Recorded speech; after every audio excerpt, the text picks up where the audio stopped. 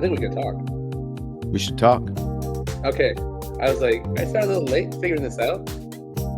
See, my Wi-Fi there is getting a little weak. Hopefully it doesn't. Oh, there it goes. Got better. Hey. There he is. All right. Let's go to the first screen. Boom. Oh, wow. Look at that. Okay. So now we can talk about it we can look at it and let everybody read it at the same time. This is transformative. This is a new era in the side-by-side universe we have here. This is how we're going to do it from now on, I think. Yeah, I think this looks pretty damn cool. Oh, here it comes at you. Nightmare on Elm Street. Look at the hand. It almost got you there. Oh my God. Look at it. Is he a fortune teller now with the mystical ball? Oh, dude, I totally get so many things out of that now. That's a womb. Oh. And I totally understand that now. Like, I watch. So what's with his eye? Why is one eye poking out, one eye not? Where's reality at? Where is? Oh, blurring of reality. Looks like Two-Face, doesn't he? He does. Looks like a good. Yeah. Oh, this is kind of cool. Look at that. It's coming out and it's already set up like that. How cool is that? I like that. 3, 2. Oh man. And we're gonna go to screen number 2. Oh wow, that was good timing. Look at that. Oh man. It's like we're professionals now. We're getting there. We are. We have 1 year of look at that production value. I mean, for real. We started off with our cameras on the side. Moved. I don't think people really know how much work that takes. CJ, would you like to enlighten them? Just to get the cameras going, just to get started. No, to make the little pictures move around. Oh yeah, no, it takes time. Well, the thing, it's a lot of videos, and I do a lot of still, like I use a lot of stills, like images, and yeah, I just kind of go with it. The thing was, we use StreamYard, and I couldn't upload the video file because I saved it wrong. So but it suggested try this, and I was like, okay. So now we got a new way to come in. We got look at us. We're learning every day. 30 years old, still learning new things every day. 37, still learning. And also, Ben just learned something new about me. Shameless plug, and I'm sorry, I once in a while you gotta eat a little gross. I was eating this, and Ben saw the way I was eating my fries, and he was kind of judging me a little bit about it. Yeah, well, I think that's a little bit of an understatement. I was judging you a lot. No, I mean, I've seen people do that in movies, but I didn't think anybody really did that in real life. Just squirting their ketchup on top of the fries. I mean, okay, so if you feel a different way about it, I'm sorry, but I'm pretty hardcore in my belief that you just put it on. You squeeze the ketchup on the paper, all right, and then you dip the fry in the ketchup and get as much ketchup as you possibly can, all right, and then you eat that fry. Now, CJ did make a good point that it is good for travel, but sir, you are stationary right now. Okay, change so up yeah. Sorry. We're getting ready, and I was like, hold on, man, I gotta eat real quick. I'm running behind. That was my fault today. We're running late, and without even knowing, I was being a jokester. It's like, watch, I'm gonna do something incredibly crazy. I'm gonna take some McDonald's fries, some Whataburger ketchup, and I'm gonna mix up. Shameless plug, CJ, right here. Yeah. Like this. Oh, and he does it. Wait, hey, watch out, man. Your hand covered up the fancy ketchup sign. You're going to have to squeeze it from the side so we can really get that. Placement. Yeah, the product placement. Come on. I just said we were professionals, man. Look at that. That looks like a bloody tampon mess. I'm sorry. And you just grab it and look. And look at that. See? Oh my gosh. You're an animal. You're an animal. Look at you. We're pros, man. We are pros. Shameless plugs. Yeah, and how can you eat fries like that watching these movies where literally you have knives and blood coming out, dude, of everything? Oh, you know what? Yeah. You're right. You said while he's watching these movies, I need to put mine playing on real quick. So let's do this real quick. Welcome to Side by Side. Oh, hey. Podcast. Hello, we're 5 minutes in. Let's tell you what we're doing here.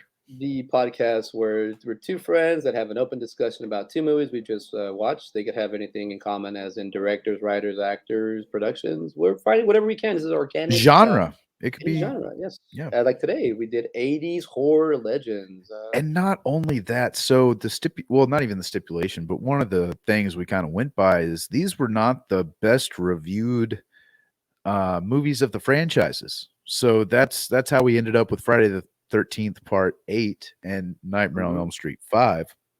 Not simply because we this was no accident. All right, we ended up here No, on purpose. we did, and the fact that I watched the Friday the 13th first, just 'cause I thought it came out sooner without knowing, but both these movies came out in 1989. Yeah. So Yeah. let's do the intro real quick. So we're talking about Friday the 13th Part 8, Jason Takes Manhattan, 1989, rated R, 1 hour 40 minutes. This is an adventure horror thriller.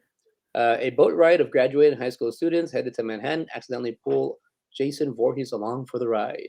Director Rob Hidden, writers Rob Hidden, Victor Miller, based on characters created by.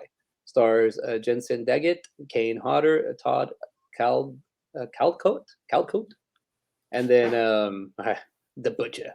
And The then butcher. we have A Nightmare of Elm Street 5, The Dream Child. Original title: A Nightmare on Elm Street, The Dream Child.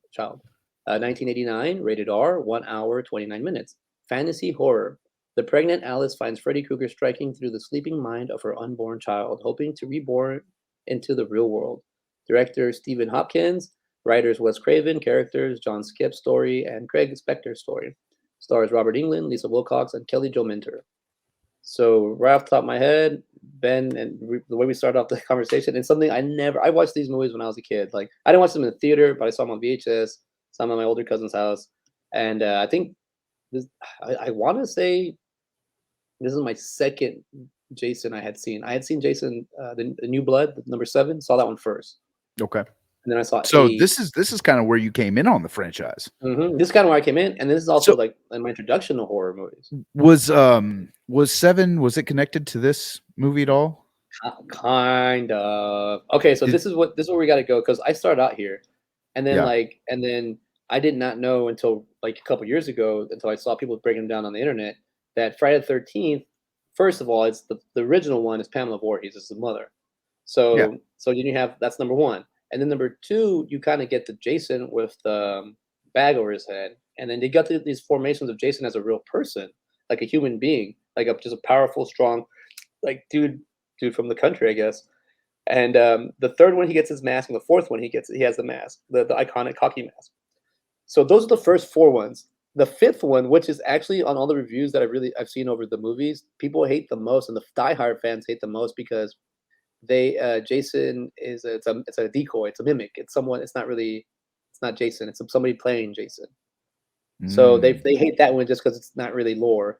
But then the sixth one, they turned him into some zombified, like, cool monster guy, and then the horrors got the deaths came back to being gruesome, they got better. And then you get that's part 6 where you're at the camp. So the whole thing is based around Camp Crystal Lake. You have part 7, which is still at the camp. Yeah. And then you have 8, Jason Takes Manhattan. He's not at the camp. He is in part 7, and this is the thing, part 7 is it was supposed to be originally, like, Jason versus Carrie, so telekinesis, mind Oh, okay. bender kinda person, and it is the movie is, played, by, Laura Park Lincoln, and, she plays the, like, telekinesis, character in it, and Mhm. then, she has a power that she okay, it gets really you guys stick with me because this is kind of they're not connected, but they're kinda this is how where Jason where this is how you connect Jason to the movies. They pull him down, like, her dead dad pulls him she summons her dead dad from the lake that she accidentally killed. She killed him, Mm. like, years ago by Mhm. accident with her telekinesis powers. She summons him to get Jason to bring him back down to the water because Jason can't swim apparently, but he can walk in it, I don't know. So you put him all the way down at the bottom, and then he's tied down there, and in this one in part 8, the way it starts with the him getting shocked and bringing him back to life, Mhm. so that's just where it begins, and that's just it. Like, there's no Crystal Lake real reference. Like, you're at the lake. I think they're at. I can't remember. I Yeah, saw the. they had the Camp Crystal They Lake did have. They had their, okay, so they black in the start. background. That's Yeah. all you. That's all you see there, and that's basically like that's it. That's the holy references, and then you get on this boat, and then they go on the ship. So the characters, there was no characters from the previous one. Like that Rennie girl isn't the daughter of this telekinesis Mm-mm. lady. There's no connection, and then like it's its own movie, like it's its own like kind of standalone. The only like I mean, there's a lot of bad things you can find about it and you can pick at it. And as a filmmaker, and as I'm looking at this, I'm like, oh man, this is the eighth in the franchise. Now, Yeah. this is why I love Nightmare on Elm Street. The whole series, the 1 through 7, the reason it's connected. It's all like you can like I can give you when we get to it, I can give you a little backstory about 4 because they are characters. Like if he doesn't Yeah. get you in, he didn't get you in 1, he gets you in 3. Even get you in 3, he'll get you in 4 and 5. He gets you, so he comes back and gets you. So Hmm. there's a connection, there's a story there. And at first, like Nightmare on Elm Street, Freddy Krueger's not he's not really a slasher per se, and he also talks. He's not like Michael Myers. He's not like Jason Voorhees. He's not a. I'm gonna put the. I'm gonna put the. My favorite food. I'm finishing my food. Oh, I'm getting scolded over here. But in the Nightmare on Elm Street, like Freddy, actually, there's a lot of continuity to it. There's a lot of connection. Where in this one, with Jason Takes Manhattan, it's just kind of a slasher. It's just a thing. Oh, sorry, that's what I'm saying about Freddy. He doesn't really have a high kill count, and they're more creative kills. I remember having a conversation with one of my family members, and we're like, dude, like Freddy Krueger was like the original like graphic designer because Yeah. he all the deaths that he does, they're all creative, and he Like takes time. Mark in this one, where he's Marks like paper and then he slices them up, and then in real life he's all sliced up. You And the know. cool thing, like man, there's just so many things as a maybe we could do like a mix. But let me put Friday the 13th playing in the background. I'm having trouble Okay. starting it because I actually watched it on Sci-Fi. I did not Oh man, they have it on Sci-Fi. yeah, but you don't see the deaths. So Oh you no, you know don't see him either way. you don't see them? No, that's how it Oh, is. Whenever I rented it on Amazon, I didn't see any of the deaths. I just saw blood splatter. oh, they're starting to do that? Hmm. Oh, I remember people saying they're censoring movies like that, but I know they're doing it Not already. so before, like you've seen this movie before. You saw the deaths. Yeah. Dude, that's why number 7 is my favorite. I'm sorry, I'm having trouble not playing on my phone. My favorite one is what do you call it? Give me 1 second. I'm gonna get my controller because I want to see it. Maybe I'm tripping. Give me 1 second. Oh no, I'm sorry. I saw it on NBC. That's why. I saw it on NBC. This is where I saw it. Um, but it didn't. I don't know. Are the deaths? I've seen all these movies like multiple times.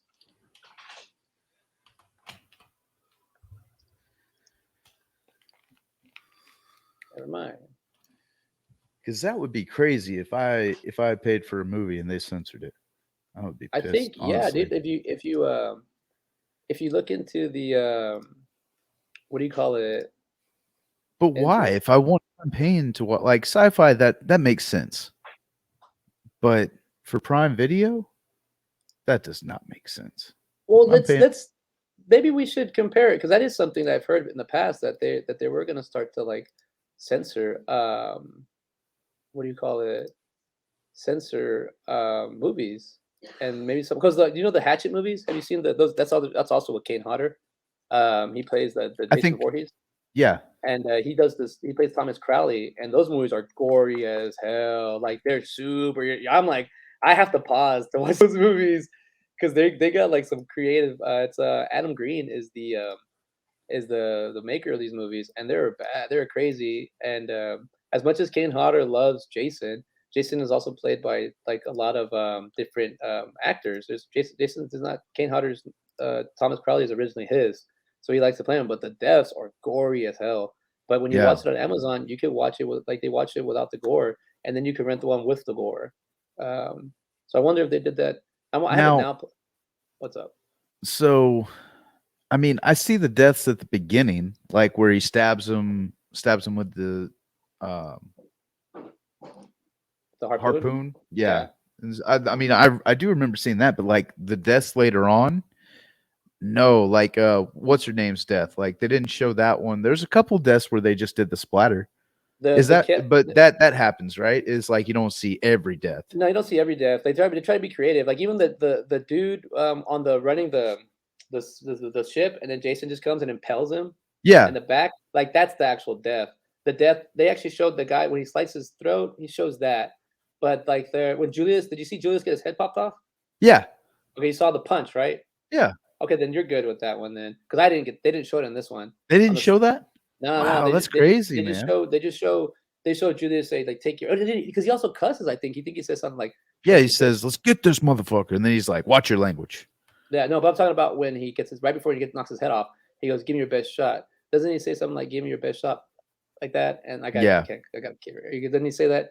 Yeah. And then this one it didn't say. I didn't see it. And then like so the scene shows like this is Julius's head, and the scene shows like from here, and you see him knock it off, and it does the whole dramatic thing, Yeah. right? In the Mhm. movie that I saw in the sci-fi one, it just shows Jason go like you're like this close, and you're assuming his head, like you see like Julius's head, like maybe like that, and you see him punch it. It's like Hmm. you don't see the actual decapitation, Interesting. decapitation. You just see like they zoomed it in, and then Yeah. the one where the kid gets pushed off, where Jason pulls him and he falls and gets impaled. Yeah. They only show a little bit of it. They didn't show a lot of it, Um, and that's what I noticed too, because I noticed that the movie was 86 minutes, and I was like, "This movie's not 86 minutes." no, dude, it's like And an hour and 40 minutes. yeah, something like that. Or I guess I don't know what it was like. I saw it and I was like, "This movie's like a lot more than that." Yeah, And they must have. Okay, so sci-fi trimmed it up so it could meet. It'd be an hour and yeah, 20 minutes. and it Yeah. wasn't a bad. It wasn't. I mean, I just feel like it didn't give its full. If like I'm into that. I'm into the gore and all Yeah. that. Yeah. Well, okay, with the gore and everything, but dude, I mean, I'm gonna be honest, this movie didn't need to be an hour and 40 minutes. Because okay, so I'm 3 minutes into it, and they're just showing you scenes from New York. Like that's Yeah, it, you know? yeah. And so you see somebody, holding the candle and holding the crack pipe and everything, like the dirty, dirty side of New York. Um, Which they just reuse shots at that point yeah. because they showed those kids in the beginning and at the end just hanging out. Well, even the shot of the Statue of Liberty, I think, is the same. Yeah, yeah. So Same shot from later whenever they get there. Um, yeah, and then that the song at the beginning too, it just didn't feel like whenever it pops up, I'm like, is this a Friday the 13th movie? Like I would be so confused if I went to go see this in the theater, like, what the fuck am I watching? You yeah, know? Um, but yeah, because they no, had this they show it like because they had to show you. Oh no, I was watching Seven. Never mind. Because I remember I did a double side by side. I watched Nightmare on Elm Street 7 and I'm sorry, Nightmare on Elm Street 3 and Friday the 13th 7. After so I've watched kind of four of them, yeah. and I was You getting got a confused little bit more, you have a because little in bit parts more info. yeah, because in part 7, the way they started with like they want to remind you who Jason is. So they show you all the kills from like the beginning. They show you a bunch of like glimpses. I mean, Jason actually freaking impels a dude with that. Like he hits a dude with the face with a hat with a machete in part 3, and the guy's in a wheelchair. Like he like Sorry. you know what I mean? That's That's why I got the theory. I was like, dude, because that guy was also buff. Like he was top. He was like Joe Swanson, like strong. yeah. And so they even show you how strong he is because he's like beating people at arm wrestling. And then like so I was like, imagine if he would have got Jason would have gotten a fight with that guy. Maybe that guy would have like beat him or something. But nah, Jason just like he just kills him. He doesn't even like the stealth kill, you know? Yeah. And Hmm. and the thing Do they show like the machete going into the head? yeah, yeah, it's a pretty good it's a pretty good design death, and that's what I want to talk about in these movies. These deaths, they're very practical, like very simple. There's not like by the eighth installment, because if you look at the deaths from 6 and 7, the ante gets raised. So C.J. Graham plays Jason Voorhees in part 6, and Kane Hodder is Jason Voorhees in 7, 8, and 9 and 10. So Yeah. like you got all these, you got these this Kane, you got these versions of Jason. Well, what was I gonna say? Like the deaths in part 6, Jason Lives. Like when they first make him the zombie. Like one of my favorite deaths is the sheriff's death. He like for some reason, Jason's going after his daughter, so sheriff intervenes and shoots him with the shotgun. And whenever he shoots him with the shotgun, he keeps getting up. And then for some reason, Jason, the guy, Jason's on his back. The guy jumps on top of him and gets a boulder and starts smashing it on Jason's head. And all Jason does is just accordion him, like reverse smashes makes his shoulders meet his heels and like smushes him in half. You know, Jeez. like, dude, I Yeah. can find that image real quick and I can post it, but it's like a great death. Like they show the whole snapping and everything. Like it's a creatively made death. And that's kind of what we like to see as horror fans, you know? You want to Yeah. see it sometime. You want to so in the deaths of part 8, they're just a bunch of random people dying. There's a lot of like the girl getting hit in the face, With the JJ. guitar? So it gets Yeah. in yeah, you don't really and then you see her brain, like you see her like for the story, it makes sense. Yeah. It's cool. But for Friday the 13th, it's like, all right, you kind of dip down a little bit. I guess that's why in Jason Goes to Hell, the ninth one, they kind of made them super gory, the deaths again, because they didn't have any gore. There's no real gore deaths in here. Yeah. Um, even Oh, it's when all the just doc, stabbing in the back or hitting you in the head or popping your head off, you know? even with Kelly Yu, which I've met, Lady Deathstrike, the original one from X2. She's the like the party girl, the one that dies on the dance floor. Eva is her name. Oh, really? Yeah, she's in it. She plays Whoa, like that's her death scene. cool. Her death scene is a. Like, I saw it on Sci-Fi, so I got. But her death scene is a lot Yeah, longer. I was it really was, man, because he's just choking her out. Yeah, so And I that thought that that was whenever I was watching that, I was like, damn, this is pretty like this is intense. the one on Sci-Fi is super short. It just shows her like to get in the room and then he chokes her. That's it. And the one you saw, it shows like the really like where he's like she's having like a panic attack because she can't find him, and then he just gets her on the dance floor. And that's her. He literally throws her on the ground. That's Kane Hodder throwing Really? Kelly. That's her. I Yeah, dude. Like wondered about that because I was like, damn, that must have hurt if that was her. she took it. That's I mean you got everybody can fact check me, but I'm pretty sure what I've come against like it was her. And I think when I did talk to her, I did meet her, and when we did speak, I did kind of talk to her about her own action because she does the Lady Deathstrike. Next to she's Lady Deathstrike, and she does a lot of badass acrobatics and stuff, and it's her doing it. Yeah. So like Yeah. so that death is like too, but like so those deaths are all like they're. I mean, think about it. Like even the girl that like that what's her name? She's kind of the I guess Tamara Mason was the character's name. The coke fiend, Was it the girl? The the one with the coke. which one was the one with the coke? I was talking about the one with the slutty one, the one that tried to seduce Yeah, the yeah, that's the one with the coke. yeah, like her death is kind of dumb too. Like Jason just kind of kills her off screen. You don't see Yeah. him. Okay. So Yeah. That and so that's whenever you mentioned that you didn't see the killings, that's what I thought you were talking about. But I didn't realize it was censored even more. Okay. I apologize, Amazon Prime. no, it I wasn't censored. Like no, those are the deaths. Like yeah. those are the deaths in the movie. So like Okay. they censored the like the gory one, which was Julius getting his head decapitated. I didn't even But think that was that gory. I mean, it's not. And even so it's supposed to show even his head for like 1989, even like for like the foreshadowing, the cheesy like where's Julius at? And then the door opens in the cop car and then it shows his head. They only show it for a split second. And I remember they show it twice in the real movie. So yeah. like I've seen these movies a lot. I grew up watching. This is like a lot of my bread and butter of understanding.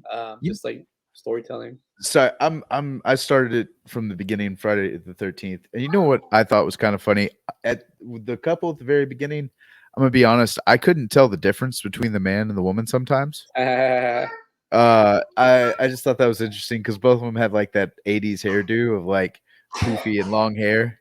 Yeah. So I at one point I was like, is that the guy talking? Is that the girl? So also, I guess how long has Jason been fermenting down there? Do you think? Man, he's got to be. So, I mean, it's a year because I think the timeline changes. I think somebody online has done the timeline before, and I think this one kind of jumps around. But yeah, I Yeah, think he's been. because the girl said she saw Jason grab her leg whenever she was a kid in the lake. So he had to be in the lake back then. Oh, well, this is. Oh, yeah. Well, this is also when. Yeah, I don't know how that works, dude. Aha. because that's the thing. It doesn't explain the kid. Like they don't. They kind of try to like the Yeah, writing. The like writing's kind of bad. how was she able to see the past of Jason and everything? I mean, they kind of explain it by having that connection that whenever she was a kid, she got thrown in, Crystal Lake and apparently saw him. But is that the only? Is she just having her regressive memory? Is that what it is? Probably something But like that. it's almost like she's like psychic or like you said in the seven, like has telepathic abilities or something like that. And Yeah. what's with the freaking boat guy? He's always like, this boat's doomed. Like he's Well, because it's like that's who I thought maybe he would be from another movie, like, oh, he saw all these killings, like he's seen this yeah, before. no, it's just like this the Jason Voorhees curse. Like he's the old ship hand. Like even his dad. Like it's stupid because it shows because what's the two things that they have in common in these movies, other than both coming out 1 month apart from each other in 1989, is the fact that there's characters in this movies that don't believe that there's something going on. Nobody believes Alice. Nobody believes. I mean, the teacher doesn't believe the old man or doesn't believe that Jason Voorhees because until he sees him, then he's like, oh, you. So there are little story parts into it. So it's Charles McCulloch Yeah. as the character, and it's played by Peter Mark Richmond. And Boy, man, he kissed her for a long time before he pushed her off. What do you mean? When she was on him? Yeah, He didn't. No, he didn't know what to do with it. Like I don't see it like from the. He's such a I'm just square. messing. I'm just He's messing. such a square dude. I was like that Yeah, dude. dude. Like I thought he's that all stiff. Yeah, dude. Honestly, I didn't know where they were gonna go with that. But I'm glad they went that direction. I feel like that was pretty. Uh, yeah.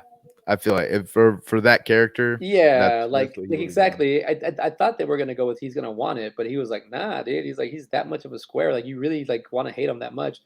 The thing is between these two, the big difference is Ha! you fall in love, and you can connect with the characters on Nightmare on Elm Street. You really can't connect with the characters of Friday the 13th, You especially just on this don't one. know like what you don't. They don't do a good job. It was like you say with the storytelling, or at least piecing things together. Yeah. Like the teacher bringing the niece to the boat and it's like, oh, I guess she like they could have done a little bit better job of explaining that. Like, you don't need to leave stuff like that open. Even Like just be like, oh, I can't believe my uncle wouldn't let me go. that's the thing. They make it seem like it's a father authority, but they never really bring it in. The teacher too, when she dies, like she just blows up, and then it's like you don't really have like if like you gotta it's just show they should have showed her in the car or something. You just kind of Yeah, assume she's in you there, just yeah, and then they exactly. just They say just they say, and then oh, she was in there. she's in there. Like I'm like, oh, they should at least try to show like an attempt because like that. I mean, granted, these are foundation pioneer movies, so a lot of Maybe I errors missed are it. Like, did she get stuck on something like a seatbelt or something? no. They don't. There's no dramatic effect. It's just literally the guy the what's the kid the main guy.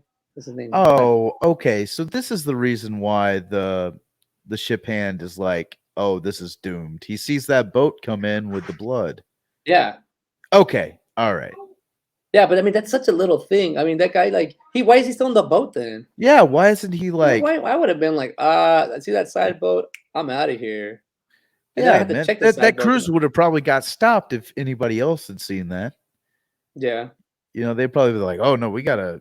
There's somebody killing people out homicide. here." I mean, but Yeah. even like that death, like he impels that the first death is a guy getting impaled with a spear gun because Jason misses. And then the death that he has right there, he freaking finds that girl. And by the way, like I'm like, that's kind of an obvious hiding spot. Like I never thought about that. Like that's kind of like oh, well, just pick up this latch. If she's in there, I'm just gonna poke her in the head with this. And they didn't even show that. So it's like it's kind of weird how this movie is made. Plus, I have the script for this movie, and it wasn't called originally Friday the 13th. It was called something party, like something party slumber party or something like that. And then Oh, they didn't call Jason, they called it Evan. I should have had this. I interviewed VC Dupree, the Julius. Remember when I'm yeah, still got to post my videos, yeah. but I interviewed him, and he was the one he mentioned to me, and now I have a copy of the script, which is pretty cool. But he was saying that they thought they were just doing a movie like a horror movie, and then once they found out they're in a Friday the 13th movie, so there's a lot of like they tried to hide this movie from the public's eye. So I don't know if that plays a part in it, maybe, or maybe how they tell the Well, story. maybe yeah, it might have been. It might have been like one of the cases they brought in Friday the 13th for the namesake. Like this is gonna sell if it says Friday the 13th, and it was like Yeah, one of those like B horror movies, and then they added Jason to it kind of yeah, thing. that's true. It could have been like that too. And I just I'm like kind of like man, to me, like honestly think like this like the deaths because I just started thinking about that's why I was watching Seven. I'm like and then Seven they make a little bit more time to kill people because they make you like the people a little bit more than where they're at right now. Like and this like I have no like real connection with anybody on this in this movie. Like it's kind of like, oh, I'm supposed to be the camera kid, and I'm supposed to be the rock star. I'm like, Yeah, these are the I'm heavy the in I'm the the '80s. captain's son. Yeah, so Like like, and not to say that now in 2021 that those things don't happen. What I'm trying to say is like those are what they were trying to show at that point in time in the '80s. So it's like they really like you now we can develop them, now we can grow them. But I'm saying these movies were made like in the same year basically, or at least they were distributed in the same year or were they released. So what it is like I'm like there's something about the story if you keep the story coming. It just feels like we're Nightmare on Elm Street, yeah, they're all kind of different production teams. They kind of understood the story structure. Where Friday the 13th, they kind of never really did a story structure. They just went with like yeah. they started just cash counting it, I guess, or just trying to So like. what you're saying is that Nightmare on Elm Street, that franchise is like the MCU, and Friday the 13th is kind of like DC. Yeah, yeah, yeah. I didn't put it like this. Friday the 13th is MCU, and that Nightmare on Elm Street is View. Wait, so you think Night or Friday the 13th is MCU Yeah, and and then Nightmare on Elm Street is View Askew? View. Because you got continuity and you got the same people coming back, kind of thing. It's the same thing, just a bigger platform, you know.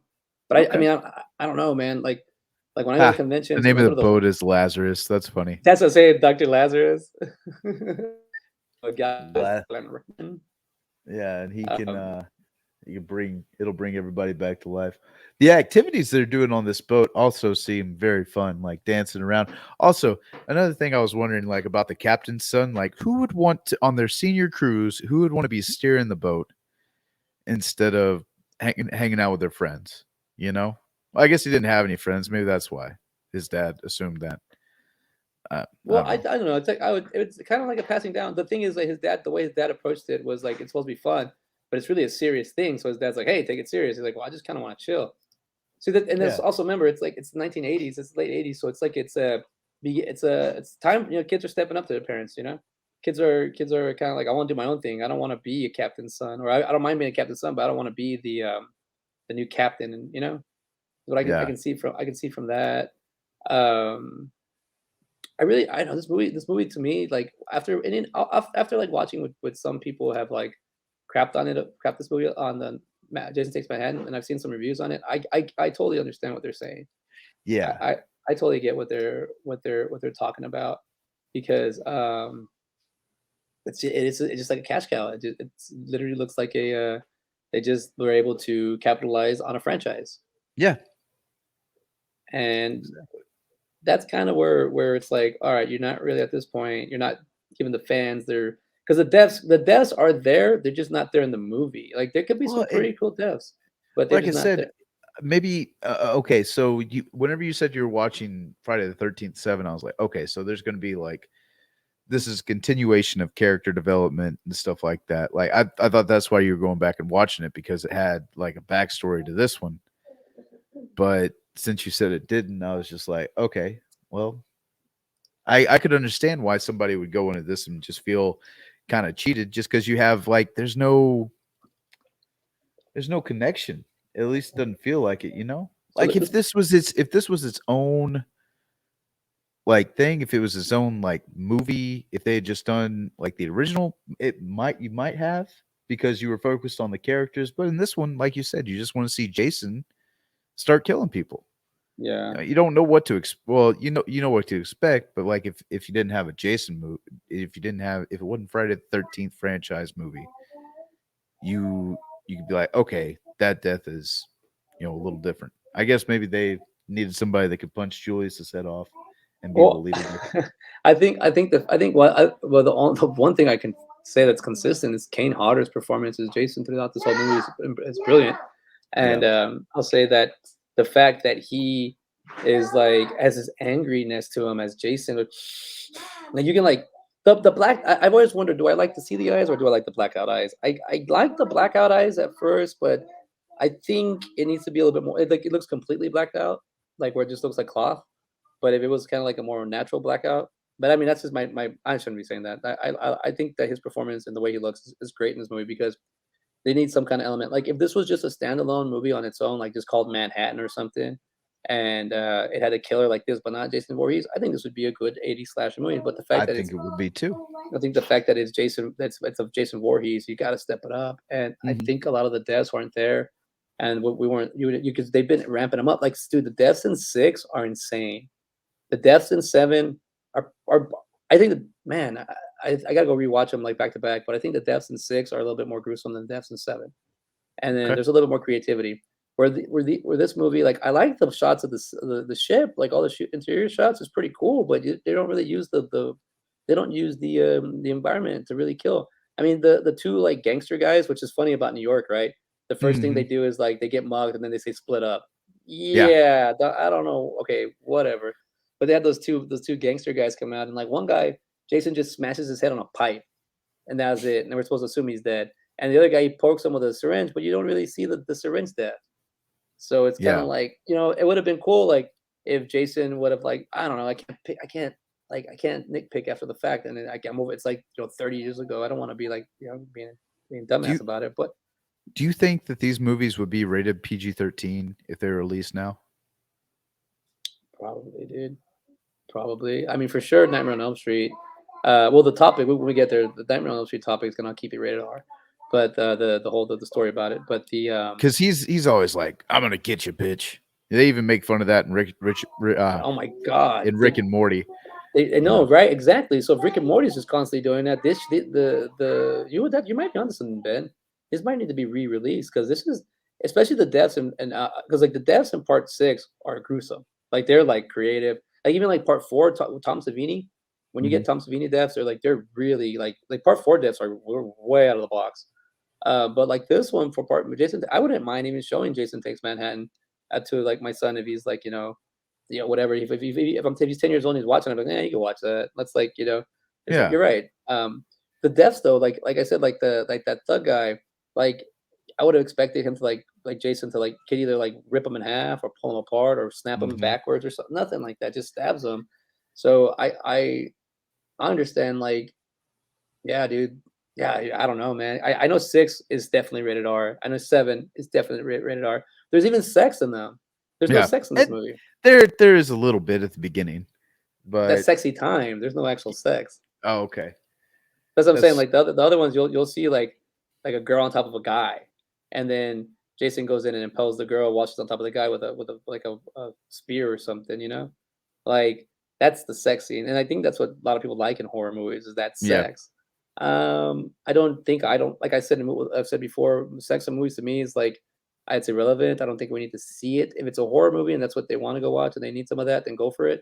But like it's like I've always said, like in a movie where somebody is having an affair or somebody is in love with somebody the first time or wherever where you kind of have to see like the sex part, like you don't have to show the scene. You can just build it like it did or something like that. But going through a whole scene sometimes, I don't know. I just remember being younger when I was watching the movies, like, oh, there's a sex scene, okay, like Could it be that that's where people are really vulnerable and they take advantage of that, or could it be propaganda of not to have premarital sex they always say because you'll that, get but killed?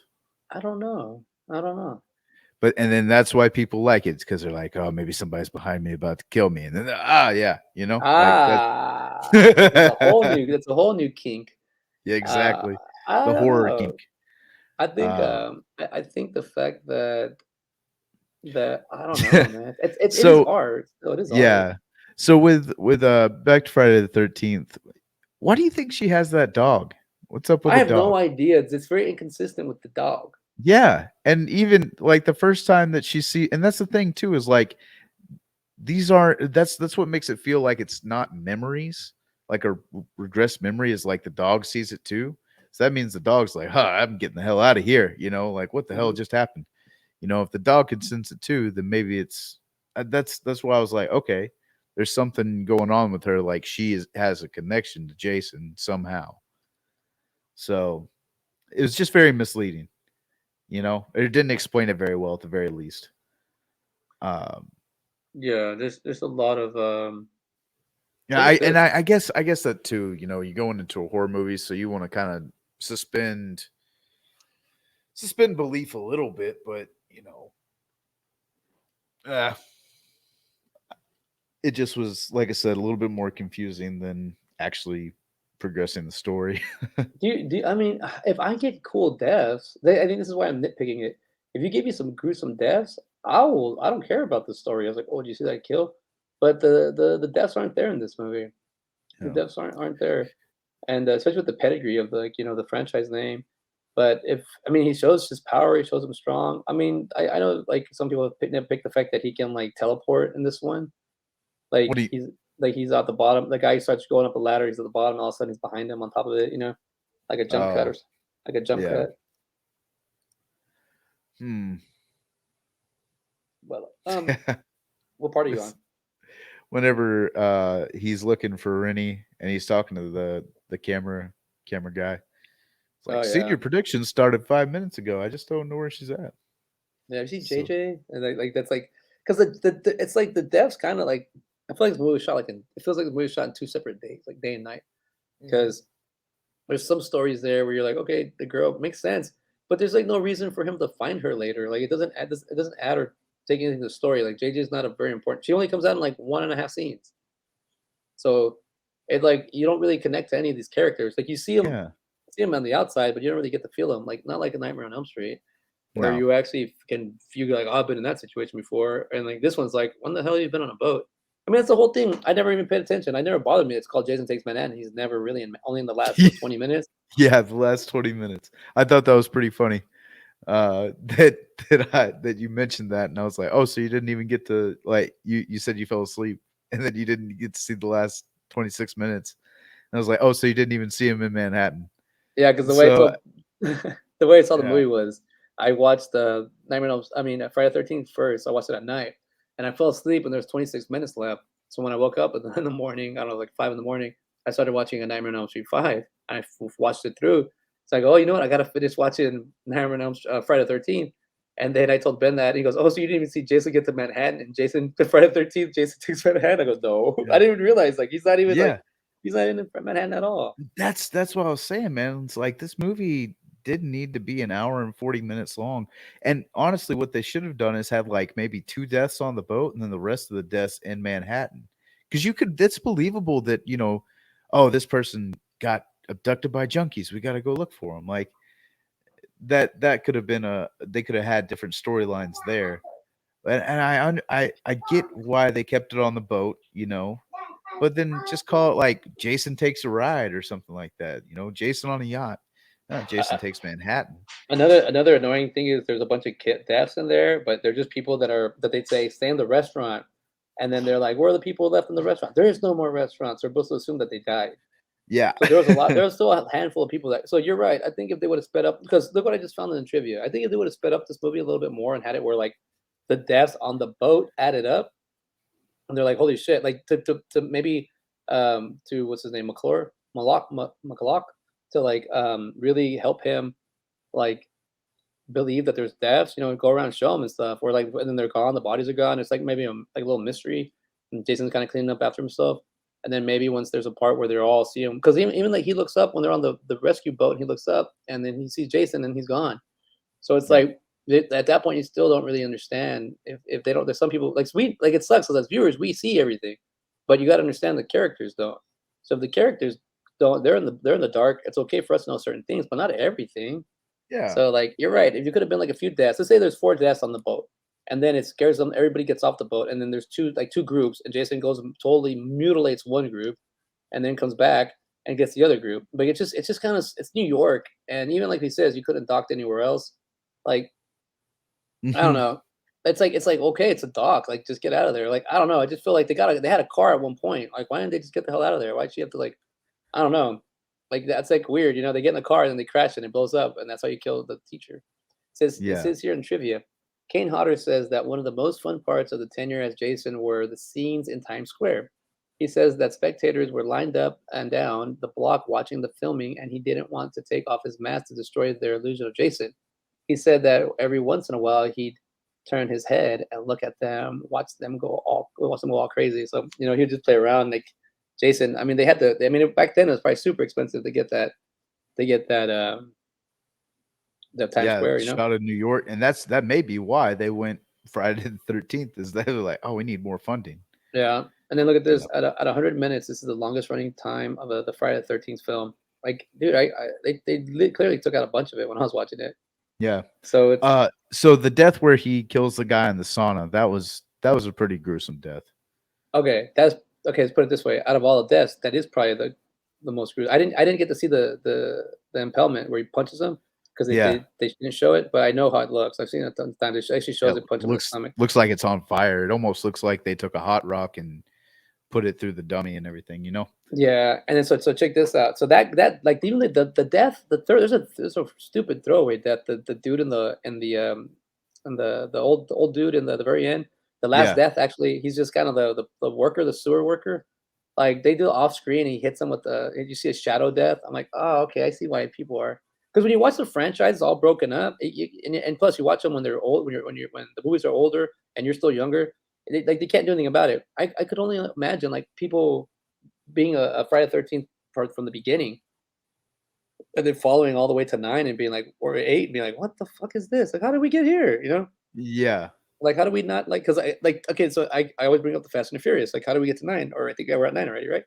I don't Yeah, know. we are. But I know how Mission Impossible got to 8, and I'm a Mission Impossible guy, so I'm not gonna hate on Fast and Furious.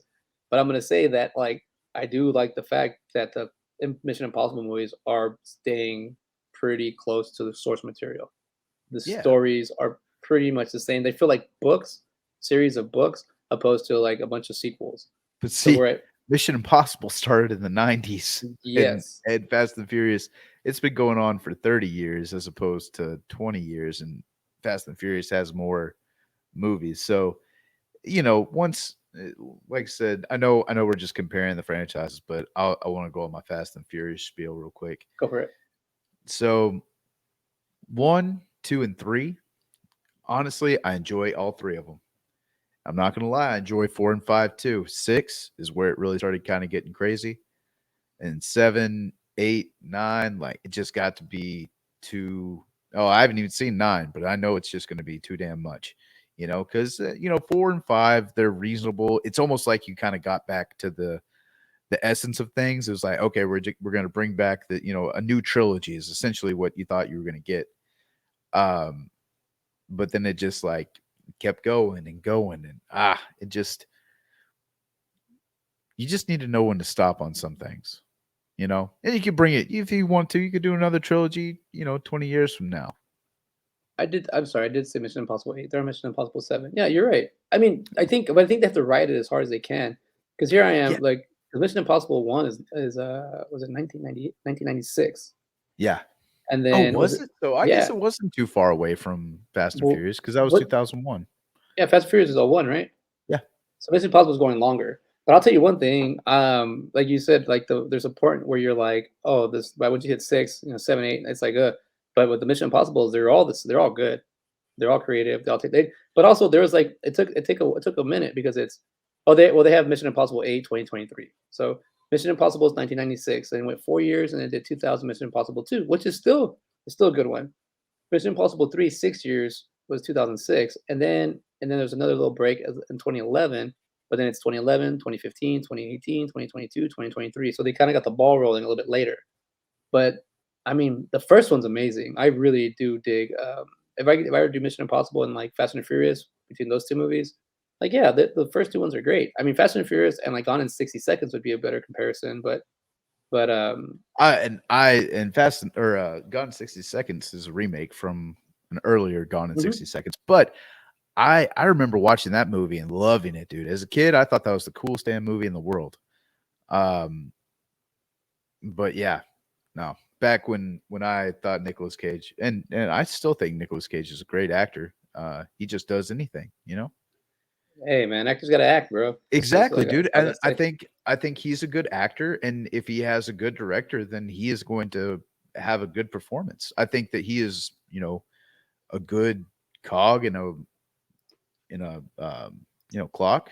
As long as everything else is working right, he's going to do just fine. You know? Yeah, I have to just say that with all like it's okay. Get to the franchise numbers, do what you gotta do. If you have a fan base, keep going. Even if it's just down to like 2 or 3 people, they're like, hey, you used to have billions of followers, now you have 2 or 3. Like, just keep going because you Yeah, never know what you can create, and you never know what you can do for like a later generation. exactly. Exactly. Oh man, Well, yeah, man. but there's a No, I lot. mean, so what did you think about the New York scenes in Jason Takes Manhattan? I mean, Very good. honestly, even though they were in the last, 30 minutes, they were pretty memorable. The shots are cool as visually, but for the story, I'm like, what the hell? Like, he's just focusing on them. Why is he just focusing on them? There's always Yeah, people and around he can w- kill. what does he have Like, LoJack on him or something? yeah, Like, I like don't how does he understand. I don't, yeah, it's like why is he stalking them at this? This is very confusing to me. Yeah. Like like I thought maybe he would start killing everybody, and it's like no, I just need to kill. I mean, what is he gonna do after he kills them? He's just gonna go back to Crystal Lake, or is he gonna stay in New York? Like Yeah, Like and wasn't it? I mean, so electricity can't kill him, but toxic waste can. that is confusing too. Like that was the one thing that brought him back to life was electricity, and then they took him away, and it's like, well, he fell in the, and then you kind of they don't really show that. You kind of have to assume. I don't live in a place with trains. So I've known through other movies that if you touch the wire, you can get shocked. You touch the rail, so electric train. That's how it gets its currency. Yeah. So I know that, but they never explained that in this movie. You just kind of have to assume. You know what's And crazy, man? Is I know that Tamara girl's supposed to be playing a teenager, but she does look old enough to be with that McCullough guy. I know he's Nah, old, the but one with the body paint and everything, like, "Let's do the yeah, test." dude, I don't think she so. looks old as hell, man. Like I Oh, just looked at that, no. I was like, damn, she looks to be about 40. Damn, you're being rough on her, you're being rough on her. I thought she played, like, because Yeah, there's, well, she's doing a lot of coke in it. Maybe it's just because maybe honestly is because I know this is like an 80s movie and I just see an older version of her. That may be it, but because like that you look dude, he like looks crazy old. He almost looks like Martin Landau yeah, from Ed Wood. Ed Like Wood. that's who he kind of reminded me of. So what else has he done? I don't know. He looks is he I'm pretty sure He he's does this look familiar, doesn't he? he does look a little familiar, like he's done other Peter Mark Richmond. He passed away in 2021, this year, Oh wow. on January No, 15th. you know who he looks like? He looks like uh oh shit. Let's see. So he's known for his top 4 is Friday the 13th, and then Agent Harm, 1966, he played Adam Chance. Defenders of the Earth, Kit Walker, 1986, he was the Phantasm. And You then, know who he looks Dynasty. like? Um oh, who is it? F. Murray Abram. I think that's he favors him quite a bit, especially around that time, I think at least. Oh, the guy from 13 Ghosts? Nah, I don't see Yeah, it. I don't see it. I'm sorry, son. I don't see it. right.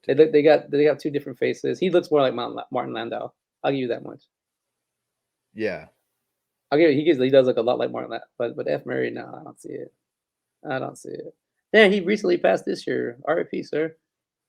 Damn. And his last movie was in 2006. Like, 2016, The Final Show was short. He did a movie. So he hadn't done a movie in 5 years, but he was just chilling. Yeah. But 93, I think that's it. But even like as we're moving on to the next movie, um, I'll tell you this much, dude. Like, what is your favorite death? What was your least favorite death? What was your favorite death? In So Friday the Friday the 13th. 13th? Yeah, Friday the 13th. Those are quite a few to pick from. Probably my least favorite death would be Tamra. Whenever she's getting out of the shower and he just comes in and kills her. I felt like that was very anticlimactic. Uh Yeah, probably probably funny enough, the next my favorite death would be, or at least the most memorable one, was her getting choked out on the dance floor, yeah, and just how whenever he flings her away, just like that caught my eye. So I'll go with that. Yeah. What that's a about you? good one. Yeah, dude. So, man, Tamara's Oh, just and then I mean, honestly, Julius, like that whole scene where he's just punching him. Like, at what point do you just like kind of give up and run? Come on, man. that's what I was That's saying. And but no. Oh, the that's what it was. Panther, the Panther, I was saying, like, you dude, the thing is meant to stop hockey pucks. I mean, it's 1989, So Yeah. he's trying to, but I was like, dude, you Well, can't. it's yeah, it's and well, even that, like you're over here just punching him, and you can't feel like this is hurting your like. Surely that hurts your hands a lot more. Like even punching his gut, man, like it's got to be solid if he's just over here, if he's like a zombified Jason. Yeah, you're And right, dude. so, but I okay, so I would between Julius and that death, I might have to go Julius. I mean, just like that death is so sudden and just like it's almost kind of goofy. Yeah, Uh so the it most is. realistic one I think is the dance floor death. Yeah, you're right. That's a good one. The dance for death. So I'm gonna pick 2 different ones, and let me see what. Because you're right. That Tamara death is not like she does a lot of bad things in the movie to kind of show you that you want to. Maybe she should get a solid death, and it's not like that. Let's say, oh man, that is the shadow death is kind of I kind of like that death, but not in this movie. The worker getting his head hit. So I'll definitely go with. Oh, and then I noticed something. The okay, so I don't want to be stereotypes into this, but he throws he throws a kid into like a circuit breaker, just starts firing the Wayne Kid character. That's probably Yeah. my least favorite death because he just throws or outside of the camera. And then the next guy he throws the guy off the I think his name is Jake or something. He throws him off the which by the way, that's like an awkward scene where the dad gives the kid the compass or the GPS and Yeah, then dude. the friends holding the box and then the dad the son get a fight, the son runs out, the friends is there holding the box. That's gotta be hard, dude. So that guy so Jason first throws the guy Wayne into the circuit breakers and just starts like lighting on fire. Second death, he runs up, grabs the guy, pulls him from the pole, he gets impaled on the top. The next thing he does, he throws Julius off the boat. Why does he do that? Right. Like he just figured he can't swim or something, throws him off the boat. So I'm like, there's three scenes where Jason threw three people in a row. So I definitely think that Wayne one is kind of lame because he just throws them on the circuit breaker. And then like I was like, okay. And then my favorite one in this movie, man, the dance floor death is the more, especially knowing that it's her falling, it's pretty cool. But I gotta say the Julia's decapitation is probably it's my top three. My top 3 deaths are the Julius decapitation. My second one is the sheriff getting bent in part 6, and then my favorite death, which is actually part 7, New Blood. It doesn't show it in the theatrical. It's behind the scenes. 'Cause I saw it. I remember watching it the first time. I saw the full death scenes, all the death scenes, and they're super gory. There's a scene where this gentleman named Ben, named Ben Ah, Benjamin, he gets his head. Jason crushes his head in his hands, and it shows it. It shows it. Now they don't show it anymore. Now you just kind of guess, kind of like the way Julius got his head knocked off. Kind of just like zooms in. But I remember watching that, and now the deaths they are on YouTube. You can watch them. But he's just like crushing his head. I remember being like, "That's so awesome." They showed it. So that's my favorite death of the franchise. But Julius makes my top three with that head knockoff because that was pretty cool. Like one punch and the way it excites. But it's also like very. You're right. At one point, don't you just give up? Like yeah. if I punched him in the stomach and I felt like it hurt, like or if it felt nothing but solidness, or he didn't react, I'd be like, And then Back up a little bit, right? when I interviewed VC Dupree, um, I asked him, did they teach you some stuff? He goes, yeah, they taught him how to do a little bit of boxing. So they trained him up a little bit so he can kind of look more authentic. And he had fun, but that was cool, man. That It did. I mean, it it did look very authentic. looks authentic. But I mean, the death scenes aren't really like that's the thing. I think if you're gonna watch a Friday the 13th movie, you gotta have the deaths. I You mean, gotta and have that's I mean, whenever we get to Nightmare on Elm Street, I mean, those deaths are very memorable, you know? Just mhm. and but it's like I said, it's a different franchise and everything, but still, like, I mean, you're right. I mean, I couldn't tell you how some of these people died just because there's so many of them, you know? And then you're just trying to yeah, it's just there's a lot. There's a lot in Friday the 13th. Jason Takes Manhattan. My the thing I gotta say about this movie is I fell in love with just the fact that I think this was actually a good starter movie for me in horror. I started this. I don't want to say this is the first one. This is the one I first remember. 'Cause, I mean, I saw like Gremlins when I was younger, and I don't consider that like a horror movie. No. I saw Jaws. I didn't consider that. I remember seeing Jaws was one of the first movies I saw because that's also one of the first movies I saw with my dad. So I remember like watching that, and then by the time I saw this I probably saw this like in 1991, 1992. So I had already seen Terminator and Terminator 2. So by the time I kind of came around to these, wow, man, I feel like this now. I feel like I saw this one like early '90s, like super early '90s, and but I know when I saw this on VHS, the Jason Take My Hand kills. I think my imagination it helps you create like connect the dots in your head, which I think are great because and then when it comes back when you get older and you watch it, you're like, hey, that's not how I remember it. Well, you don't remember it because that's not what really happened in your head. It happened this way. And so as you figure out the movie, you figure out yourself too. But I don't know, man. I understand why people would be pissed off. If you're like I said, I watch all the Mission Impossible movies at the theater. If I were to watch one and I'd be like, I didn't get that Mission Impossible feel to it, or if I feel like I could solve the case right away, or if like or if just something like that, that would kind of piss me off. Like I don't know, if it pissed me off, but I'd be like, at this point, you're already at 8. I'm like, what else can you bring? But my thing is, whenever a franchise goes to outer space, you've lost it. You've lost the franchise. That I think that was possibly the first Jason movie I ever watched. The Jason X. Yep. Or Yeah. Jason 10, if you will, because that is the 10th movie in the franchise. I think that's pretty interesting. But us on the horror scene, he called the X. Jason X. X. Take it to X. The 10th, it is Tower. a 10th instrument. I'll tell you this, that movie is in space, and man, if I was getting introduced to that would be kind of hard for me to. Those were some cool deaths though. Like you had him Mhm. like free somebody in nitrogen, and there were a couple of very memorable deaths in that movie. That's considered one of the top like 5 deaths of all time in the franchise. It's like up there, top 10 for sure. There a lot of people say Um, that the frozen face. I also really enjoyed Freddy versus Jason. I thought that Mhm. was cool. I Um, thought that movie was I thought that movie I understand how gruesome it was supposed to be and where it ended up. And I know it's not like a fan film, it's more of like a cinema film, like a movie film for people, yeah, but it's not bad. It was in 2003. It came out my senior year. I remember watching because I remember Jason X and they came out right back to back. yeah. Jason So X came out like 2000. 2000. Yeah, Yeah, so I but remember they came out. I remember they came out like they were real close to each other. it might have been even 1999 for Jason X. Nah, nah, that's no, no, no, no. I I think it think, might have. yeah, because it had like "Welcome to the New Millennium" kind of Yeah, thing. let's Yeah, just find out because now it's starting to bother me. 2001 actually. Yeah, 2001, yeah, 'cause so it's 2001, and then Jason versus Freddy's 2003, so it's like 2 years, but remember, they went hard in the '80s, and they kind of fizzled out in the '90s, and they're back. yeah. So when they came back, I don't break, the franchises that hard because it's like they've been around for a while, but I understand how, like, if you're getting I just don't understand, like, being, like, a 10-year-old in 2020 or, being born in 2010 and then watching these movies in 2020 and then, I don't know, it's just weird. It's different to me because there's so many movies out there now. Back then, Mm. it's just what you get your hands on. Now it's like there's just so much time and so much movies to kind of focus on.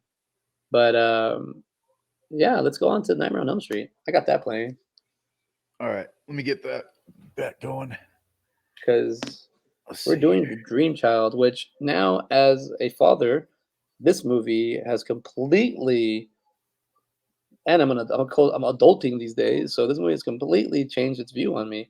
I picked it because I remember people not liking this one, and now I understand. Like I love all the Nightmare on Elm Street movies, but now I understand why 6 is my least favorite after watching this one. It's not to say that like because I came in on number 4. Okay. I came in the Dream Master, and then I watched 3, and then I Mhm. watched. It was like then I watched. See, and I thought the one that I had seen, but okay, so fun story with Nightmare on Elm Street. I had seen none of them, and my stepfather, who actually took his oldest son to go see it in theaters, and then that night, what he did was go to the window and like scratch on it and scare the hell out of him. He had heard he was asking me about it. He's like, "You've never seen Nightmare on Elm Street before?" I was like 10. Um, and he I was like, "No." So this is was like 2000. So this was like one of the first DVDs like I remember getting outside of Christmas and stuff like that. He went and bought Nightmare on Elm Street on DVD. It was one of those DVD cases like it had that little black strip on it, you know, and you would Yeah. open that up and it was like a cardboard. It wasn't the plastic one. And so we watched it and I was like, "Oh, yeah, I wasn't it was pretty scary for me back in the day." Um just because I didn't really like horror all that much to begin with. And secondly is whenever I would watch a horror movie, he would always like get behind me whenever I was laying on the couch and just scare Yeah. me. And so I was just always I didn't I didn't like horror movies a whole lot just for that specific reason. Uh but yeah, man, I also do remember watching the Dream Warriors, the number 3. I think Yeah. that's the other one you said you watched, right? Yeah. I remember, so I thought that was 6 for some reason. And I remember whenever he like picked that person up and put their head through the TV, Yeah. that scene really stayed with me for some reason. That Yeah, scene, the "Welcome to prime time, bitch," yeah, exactly. And which then, yep, which is Robert Englund's only ad lib line the whole. in the whole franchise. He has two, I think, but I think that's the main one that made. That's the one that made it. Um, yeah, dude. I don't know. Like this movie really works for me as in the sense of like just I don't know the franchise. Okay, so we were talking about how you got introduced to it, right? Yeah. Sorry, I was just kind of I'm totally forgot. I needed to delete some recording space for us for this episode, so we could make sure I hit the 2.5 hour mark. I forgot to do it right before we started, and I was like, oh wait, let me get back to it. So like I said, I got started with 4, and that was kind of, and then I've heard other reviewers say like that's the one where people my age kind of got introduced to Nightmare on Elm Street, and that's why it was kind of like our favorite one. It was it's my love. I love that one the most. But when I watch the movies as a like as, movies, I like the order I like because I just like the movies that way. Even though I love 4, it's not my favorite one anymore. It's kind of like the fourth, like fourth favorite one now. But like I actually saw Wes Craven's New Nightmare at the theaters, and I was expecting a slasher, gory Friday the 13th movie, and I didn't get that. These are stories. This is the thing with these movies. They're stories, and like so what I say, I saw 4, then I saw I believe 3, then I saw 5, 6, then I saw 7 in the theater, and then I saw 1 and 2. Or sorry, I mean, I remember seeing 2 a long time ago, but I didn't remember that I saw it. And it wasn't. I remember when I was younger, I saw 2, but I didn't. It wasn't really like a Nightmare. I mixed 2 and 1 together, or mixed 2 and 3 together. I thought it was the same movie, Yeah. and it wasn't. And so when I went back in high school, I ended up renting all 7 of the movies on DVD, and I binged them all day with a couple buddies of mine. And I was like, dude, this was like my favorite franchise. It's so awesome. Like the way they tell these stories. Like this movie, I don't even know if it gets a bad rep or not. Like every shot's awesome in this movie. Everything in this movie, like everything that they do, like they go out and take shots. They go and like a lot of the shots, a lot of the way they take some of the. I mean, just the practical effects. Like this is a great movie. Like Hmm. I was like, this is like, why did I think this was a bad movie? And now, like I said, I was being a parent, and that's called the dream child for a reason. And I already know the movie, so I'm trying to pick up other details. And I've seen both these movies 1,000 times, and I'm watching it again, and I'm watching Dream Child. I always used to like it because of the aestheticness, and just the way it's like looks like a crazy ass movies, like the whole fantasy thing. Hmm. But now being a parent and like the whole like, there's like an abortion part in this movie, Yeah. and it's like it's 2021, and we're still having these topics. These are crazy topics we're having now. So it was 1989, and it's like a very big topic back then. And that's one thing I had learned about the Nightmare on Elm Street. This one was that topic, and it wasn't until like you see the Dan's parents come and try to take they want to you're gonna have the child. Like she's like, well, it's not. It's my decision. Yeah. And it's so crazy. Like I've never thought about that because I'm a guy. Like if I get someone pregnant and they say I'm keeping it, great. If they say I'm not keeping it, no, I have no decision in that. And that's the way I see it. And I don't mean to get too much of a topic on that on this because this is like the main. This is kind of like the main emphasis. And I guess once we crack this egg, we can go more into the layers. But this is kind of the topic in this movie that I never picked up until I was an adult. Yeah. You know what I Oh, mean? I do. I do. Sorry, I was watching the Dan death scene. I thought that one was pretty crazy. That whole scene and the whole I didn't even pick up Yeah. because they talk about him, the need for speed. Like they like I once I started picking up on that, I was like, oh yeah, he dies on the bike. Oh Yeah. yeah, they make him go fast, and then they like that's like there's a lot of foreshadowing for the characters how they're gonna die. The Hmm. Greta character too. You really get to like these characters. Yeah. Yvonne, you They actually they have they have depth to them. They're not like Greta is the her mom wants her to be a model and everything like that, but she's writing doing comic books, and so you know and it's crazy. It's like you only she's only in a few. I like Greta's character. I like a lot. Just because I feel like I was like, man, she's just trying to like be herself, and it's like a high school thing. They're high schoolers and they're graduating, so now it's like time to come into the real world, and like they don't even get to survive past a couple of days after their high school graduation. You know what I mean? either film. I would Yeah. assume they're yeah, they would be graduates and everything like So that. so So j- that's what I didn't understand about the Friday the 13th. Like whenever what was it? Mr. McCullough was like, "Well, I'll make sure you're always in high school," and all. Like he says that the next year. He's or like, else just like to Wayne, I'll make sure you don't ever go to film school. "Right, exactly, exactly." Hey, do you mind holding it down for just a minute? Yeah. I see you All right. guys. All right, so we're gonna talk about Nightmare on Elm Street 5. So we'll go down here, go down the list. This is a, I mean, I totally like, and I never said this was a bad movie. I didn't like it, but I just remember seeing some reviews and people, a lot of people didn't like this movie, and I'm wondering, well, what is it the thing that people do not like about this movie? And I guess I'm totally coming in biased. I'm a huge Robert Englund fan. I'm a huge Freddy Krueger fan. Like I love these movies.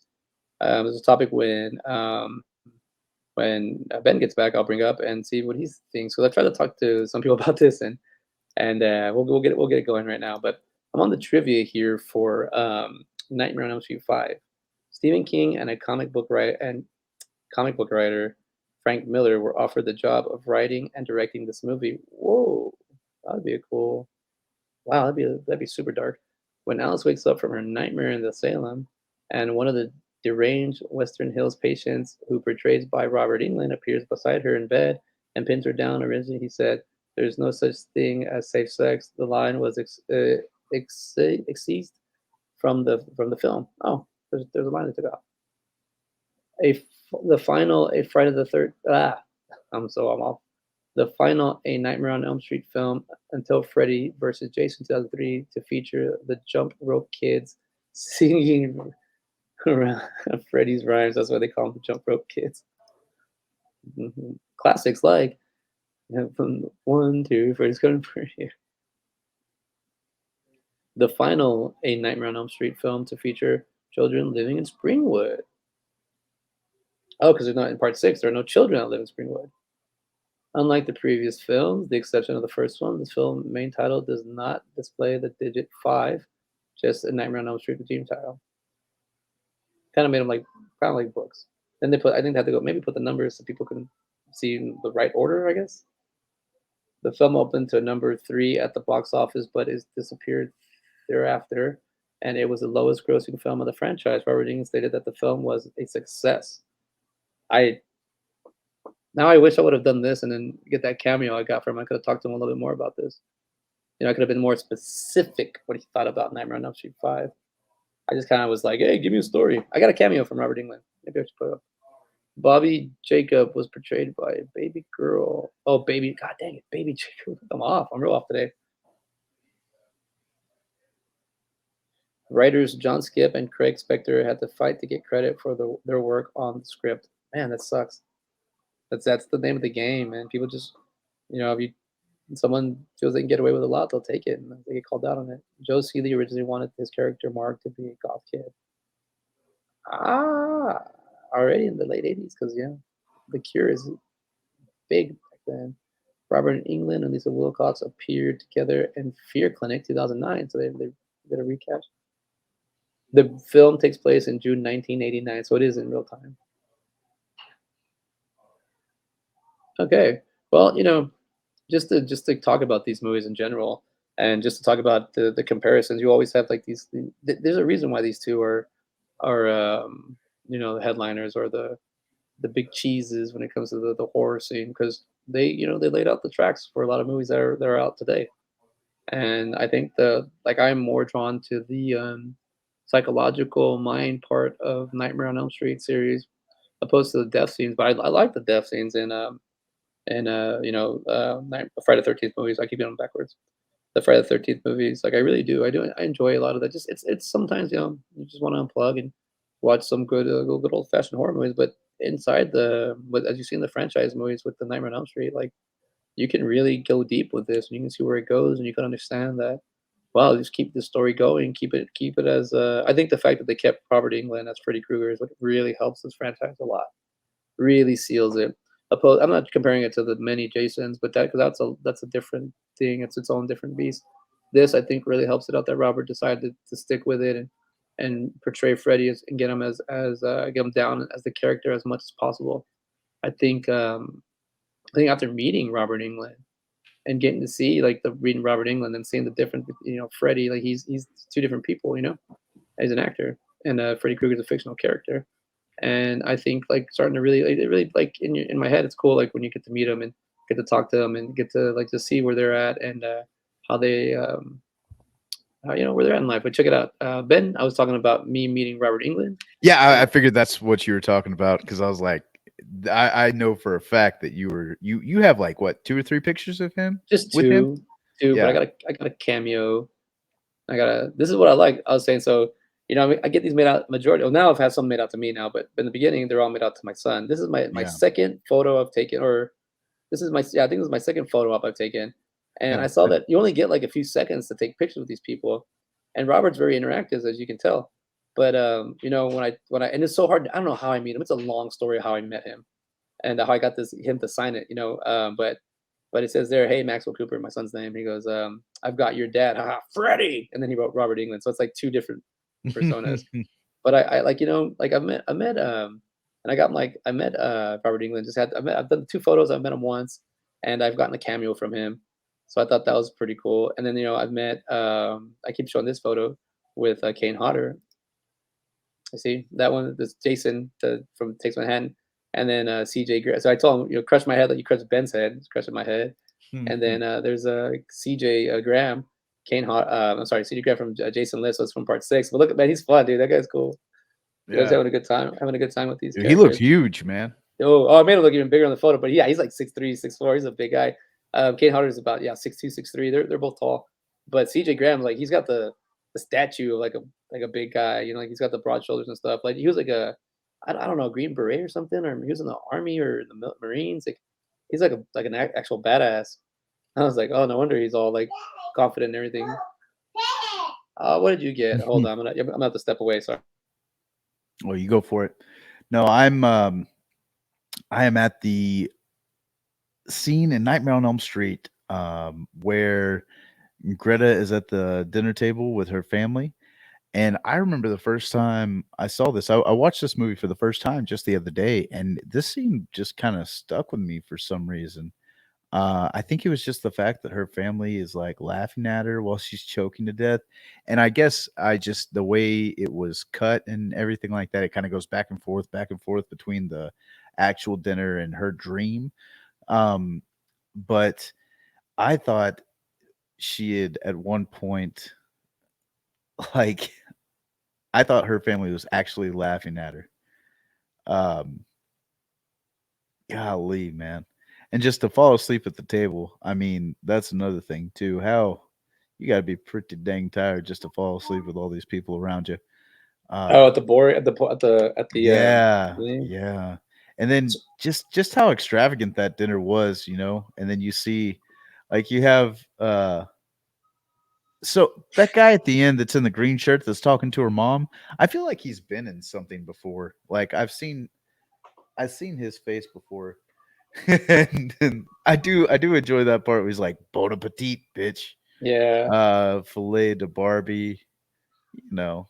It's so the whole thing I didn't understand until Alice is find out she's pregnant and she's talking to Jacob.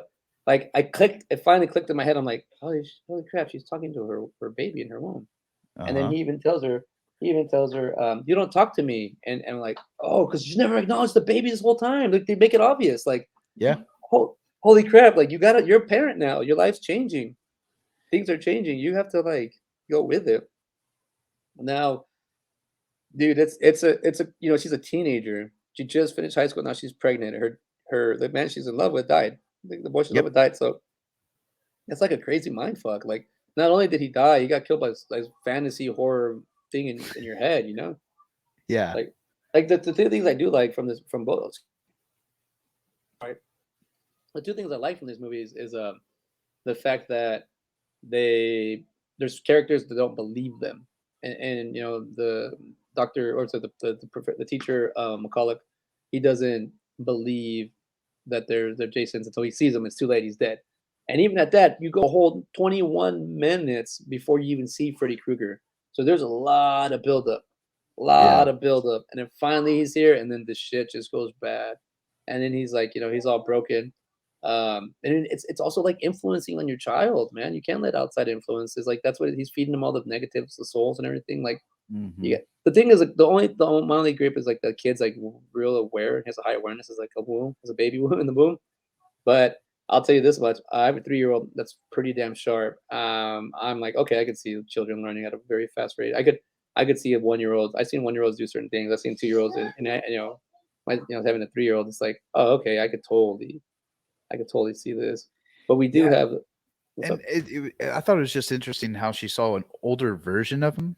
Like, do you think that is that so? Do you think that version is like Freddy's version, or do you think that's actually how he's going to end up? That's a You good know what I'm one, saying? man. I can't expect that's a, yeah. It's a, I'm like, damn. Actually, I don't know why she visualizes him like that. Because I mean, he goes back to being a baby. You know what I'm saying? And even at At, that, where Amanda Kruger takes back her, like it's crazy. Like she takes her she she takes her mistake. Like it doesn't. I mean, a mistake. What I'm trying to say is, you have children, and her child, because that's the whole thing. Freddy Krueger was gave mother Amanda Kruger gave birth to a son that was the bastard of a hundred men. Like she was raped by 100. Oh, sorry, I didn't. Sorry, that didn't use the word. But she was forced upon by what do you call it? By those lunatics. And there you go. You yeah. see Robert England as plays like the regular Freddy Krueger. Like you see him a couple times in regular. Well, do And you think that that is Freddy Krueger's dad? Is whenever you see him not burnt yeah, up? You yeah, think that is? He's yeah, one that's of the not lunatics? Yeah. yeah, or we go super meta where it's actually Freddy himself reincarnating himself. But that's something else, you know what I mean?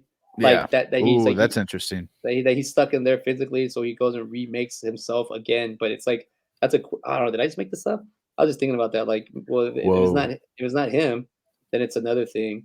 But yeah, I mean that's a whole tip Like, top like and how is he figuring out all these loopholes? I mean, is he just like in a oh, no, he tells you her know what I'm saying? he never left. That's the thing. He's He inside of was her. He's been he was inside Alice the living whole inside of time. her. The whole Oh, time. So all he did was he suppressed himself until he figured it out. And so what it's he kind of like oh, did you ever watch that Malignant movie no, that was on HBO Max? Okay. it's still there. Is it? Yeah, Oh. I need to watch it. I've heard so many people tell me to watch it. I think it's I think I mentioned it too. It's like if a B horror movie had a production value and Yes, was yeah, directed by James Wan. I need to watch it. Don't Joey takes one. So this is I the th- thing. okay. But what about What's that movie? Were you gonna say? oh, it was that it has similar aspects Yeah. of that. But So, anyway, no, it's yeah, dude, this is it's a very like you said, the story in this is very kind of it's interesting.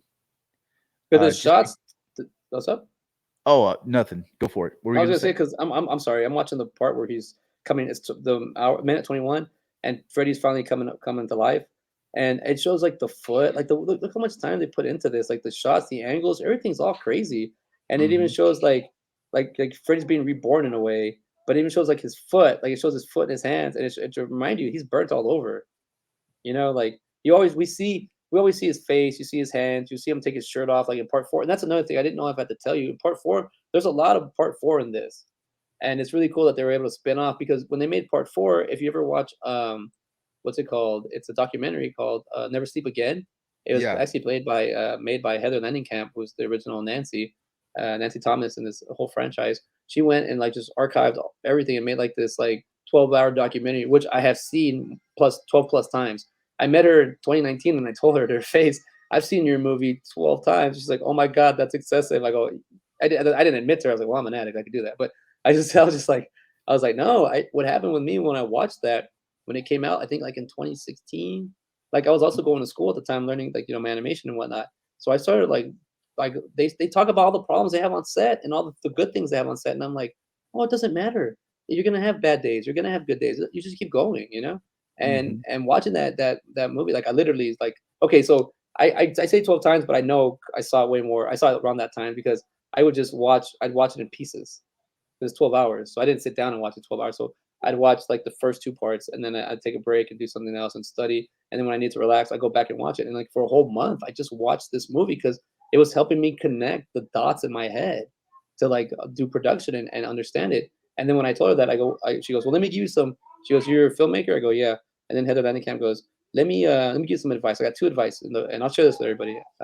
She said, number one, make sure you have a good producers and fun producers that you can actually. She goes one on her movies that she's made, and she says that she has a lot of when she finds some pretty good producers, so they could talk about let me talk things out, and that she likes to like work with them. And I was like, okay, so I was like, well, I like being a producer, so make sure I'm a cool, laid back producer, someone that could work with people. And then that second thing advice she gives me when you're working on a movie, after you've done your day 1 or 2, like you want to go next to your big money scene because you want to make sure you have enough energy to get it. If you wait till the end of your movie, your crew, you're tired, you're almost tired, like Yeah. you want to shoot your movie as much. But she has 49 acting credits. As I'm on her IMDb. She's written one thing, Wasted Away, a short in 2019. She has three producing credits.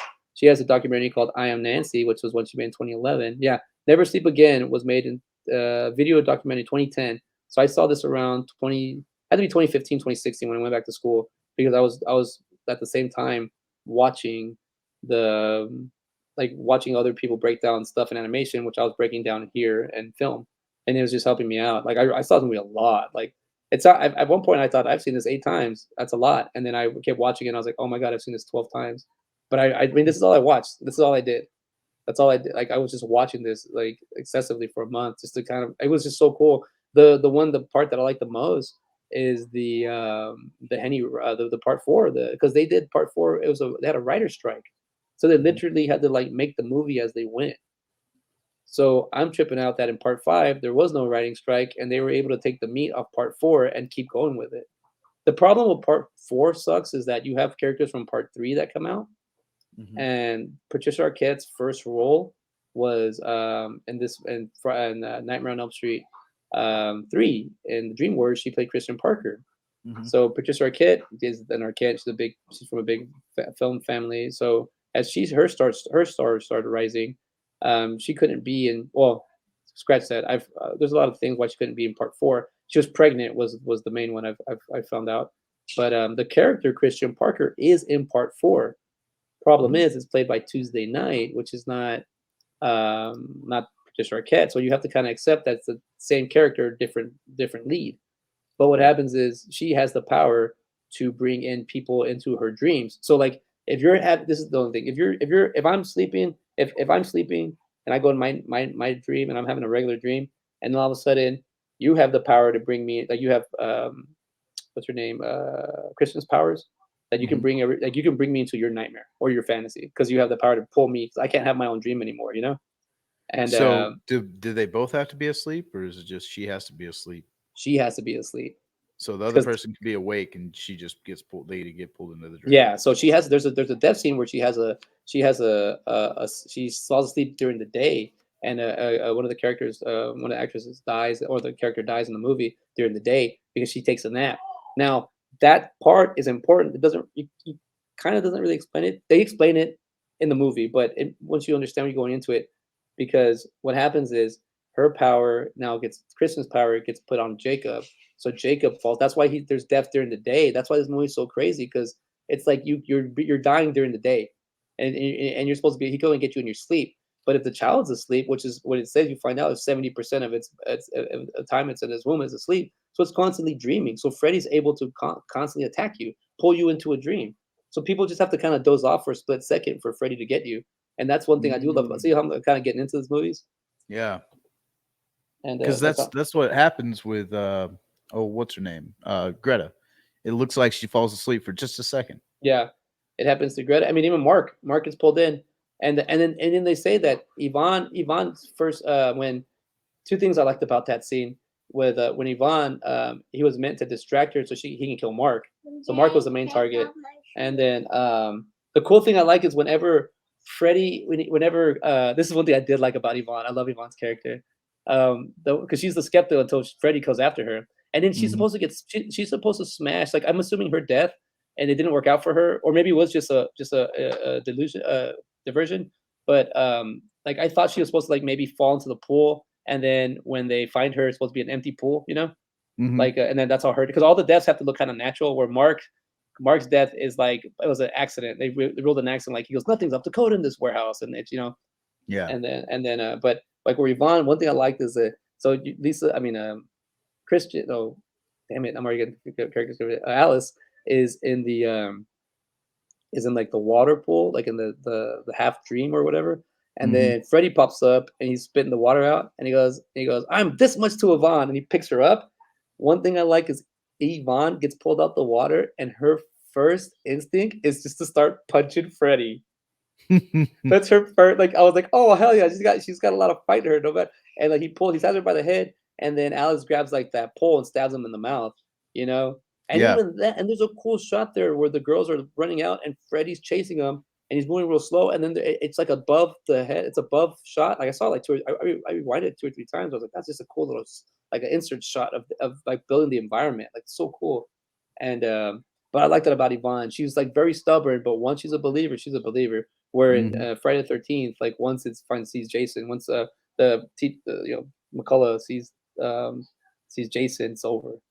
Like he's dead. And in this one, she's like, "Holy crap! Now I can't I can't deny it." And that's another thing. That's like just because you can't see it doesn't mean it doesn't exist. But at the same time, like how far do I have to go where I have to believe you as it existing?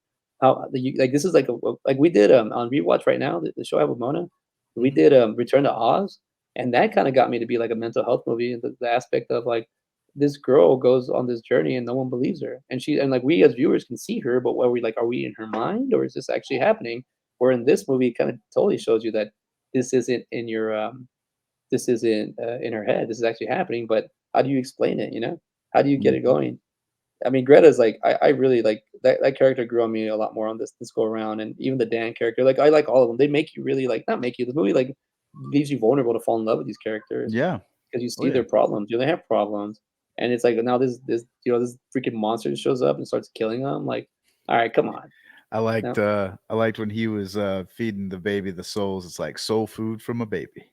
yeah, like he's Um well then and even at the end too, whenever you let's see, he only killed what, 3 of them?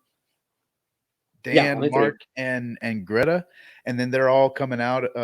Jacob like sends them back to Freddy, and then you see all their heads poking out. I thought that was a really cool shot. I thought that was really cool, like graphics and makeup. Whenever the first Nightmare on Elm Street,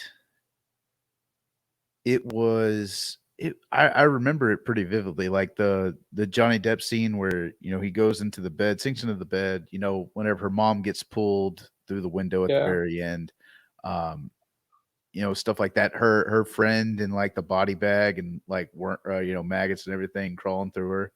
Um, you know, this one felt more like I was going through a haunted house, you know? Oh, Like it yeah, that's this is awesome. this that's the first one is like a jump out and get you kind of movie. This one felt more of like I'm going through a haunted house, even with Greta and her scene like Bon Appetit, bitch. Like none of that stuff this wasn't a really like jump out and scare you kind of movie. This was more of a visual, like a, a visceral movie. Uh, so I did enjoy that. Uh It's layered, dude. This movie's layered and it's deeper than I would have ever thought. I mean, like I said, like actually going through a pregnancy, like going like as a passenger on that, it's a scary ride alone. And then you got like it's I don't know, it's like I just feel like now it's a change for Alice, and she's going in a direction. Who's gonna go with her? You know, yeah. unfortunately, her three best friends, or including her, her boyfriend dies. But even the thing with the 3 heads at the end, when I was a kid, I was like, "Oh, it's whatever. It's cool." But now I totally love this movie now a lot more, where it's like it makes sense because I feel like they have to like I just never understood why Dan was turned into a bike, but Yeah. at It the but you at the don't end have to. That's the yeah, cool thing about these movies. You don't have but to understand why they're dying the way they are. I mean, they do have like, all right, first one, don't fall asleep and drive. Second one, don't overeat and don't gorge yourself. Also, don't starve yourself. yeah. With Mark, that one, I don't even know what the cautionary tale there is. Like Well, like it's if it would just be like the code, like make sure that things are up. Yeah, there's rules, little thing. Because the yeah, whole thing with Dan is like he doesn't drink, but he had that champagne with him, and I didn't even pay attention. They made a big deal about the champagne in the conversation because Mark yep, wants to open it and he doesn't. He goes, "Don't touch it," and then and he starts touching it like that, and then he tells him, "Hey, don't forget your champagne." Like it's a big thing because he kills him. Because Freddy even makes fun of it. Like he like rips his arm up. Like he's trying to mhm, scare him. I think he's trying to just terrify him more and more. And I think the fact that he's scaring the hell out of him well is then, bringing and then you think he's back at the swimming pool, you oh know? god, yeah, the loops, the whole loops things that he does. And even Alice tries to I forgot. This is the one where Alice, like, she gets looped, where she runs to the truck and then she gets in and she starts all over because Freddy loops her, like, to not save Mark.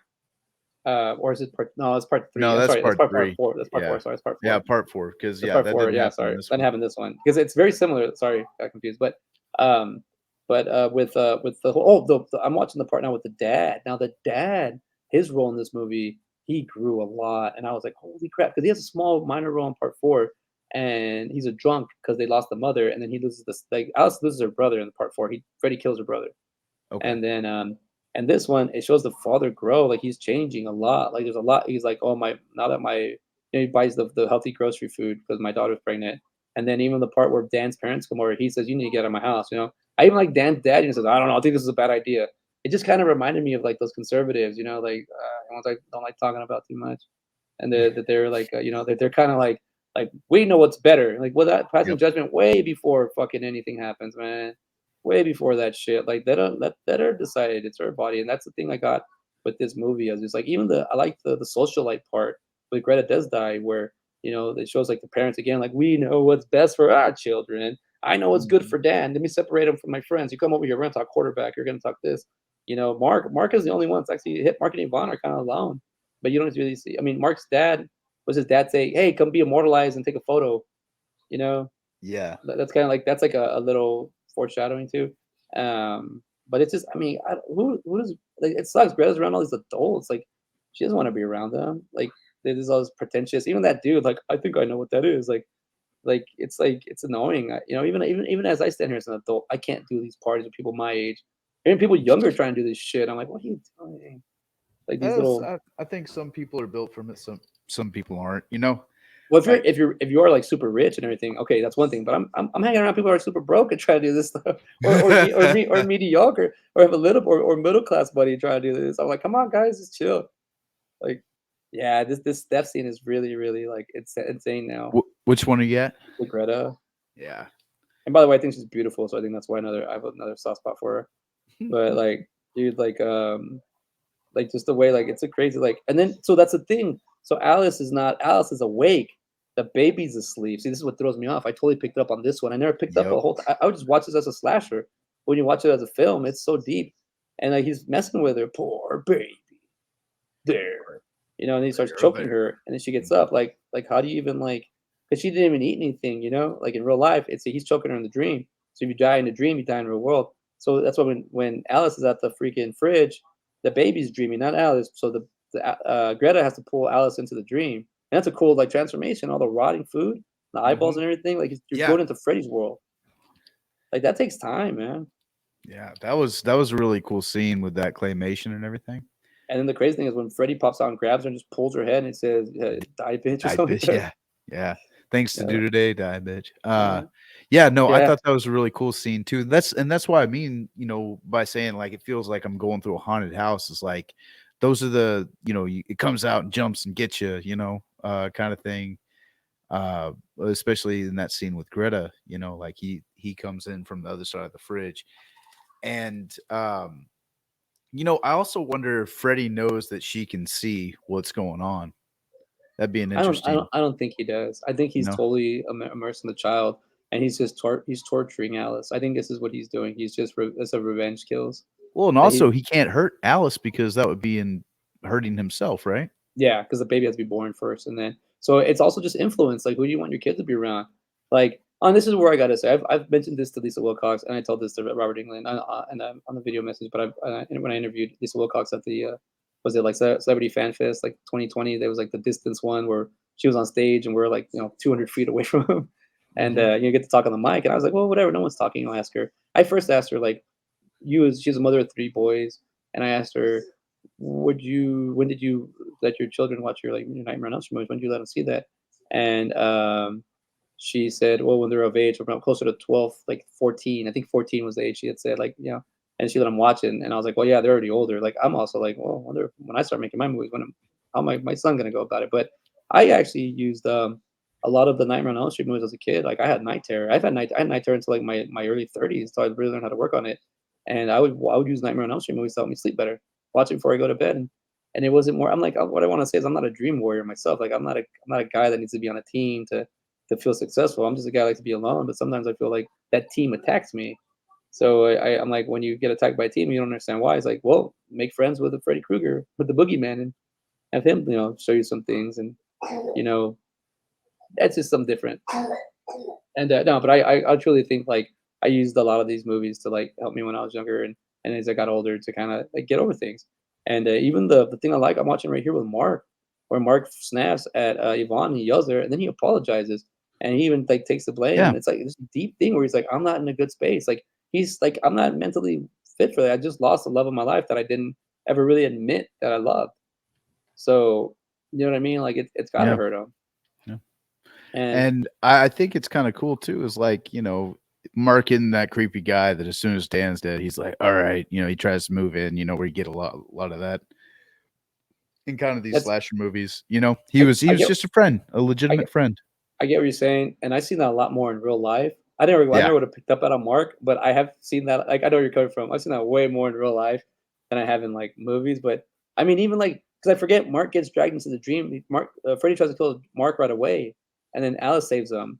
So like, but then Mark wakes up or he gets out of the dream because of the blood. Like there's a lot of connection into this movie. That you get to really care about the characters. You really get Yeah. to care. You get to you get to attach them. And I was reading here on the trivia about Mark. They said they originally wanted to make him a goth character.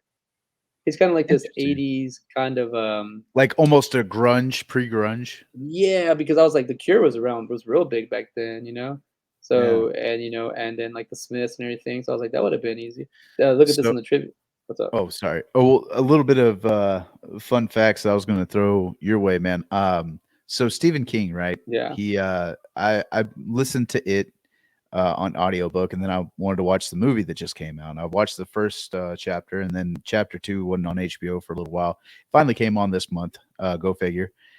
And so I watched it, man. And at the end of the movie, like they have a shot of the um movie theater from like the 1989 part, the Mhm. first part, and it's Yeah. Nightmare on Elm Street 5 that's playing.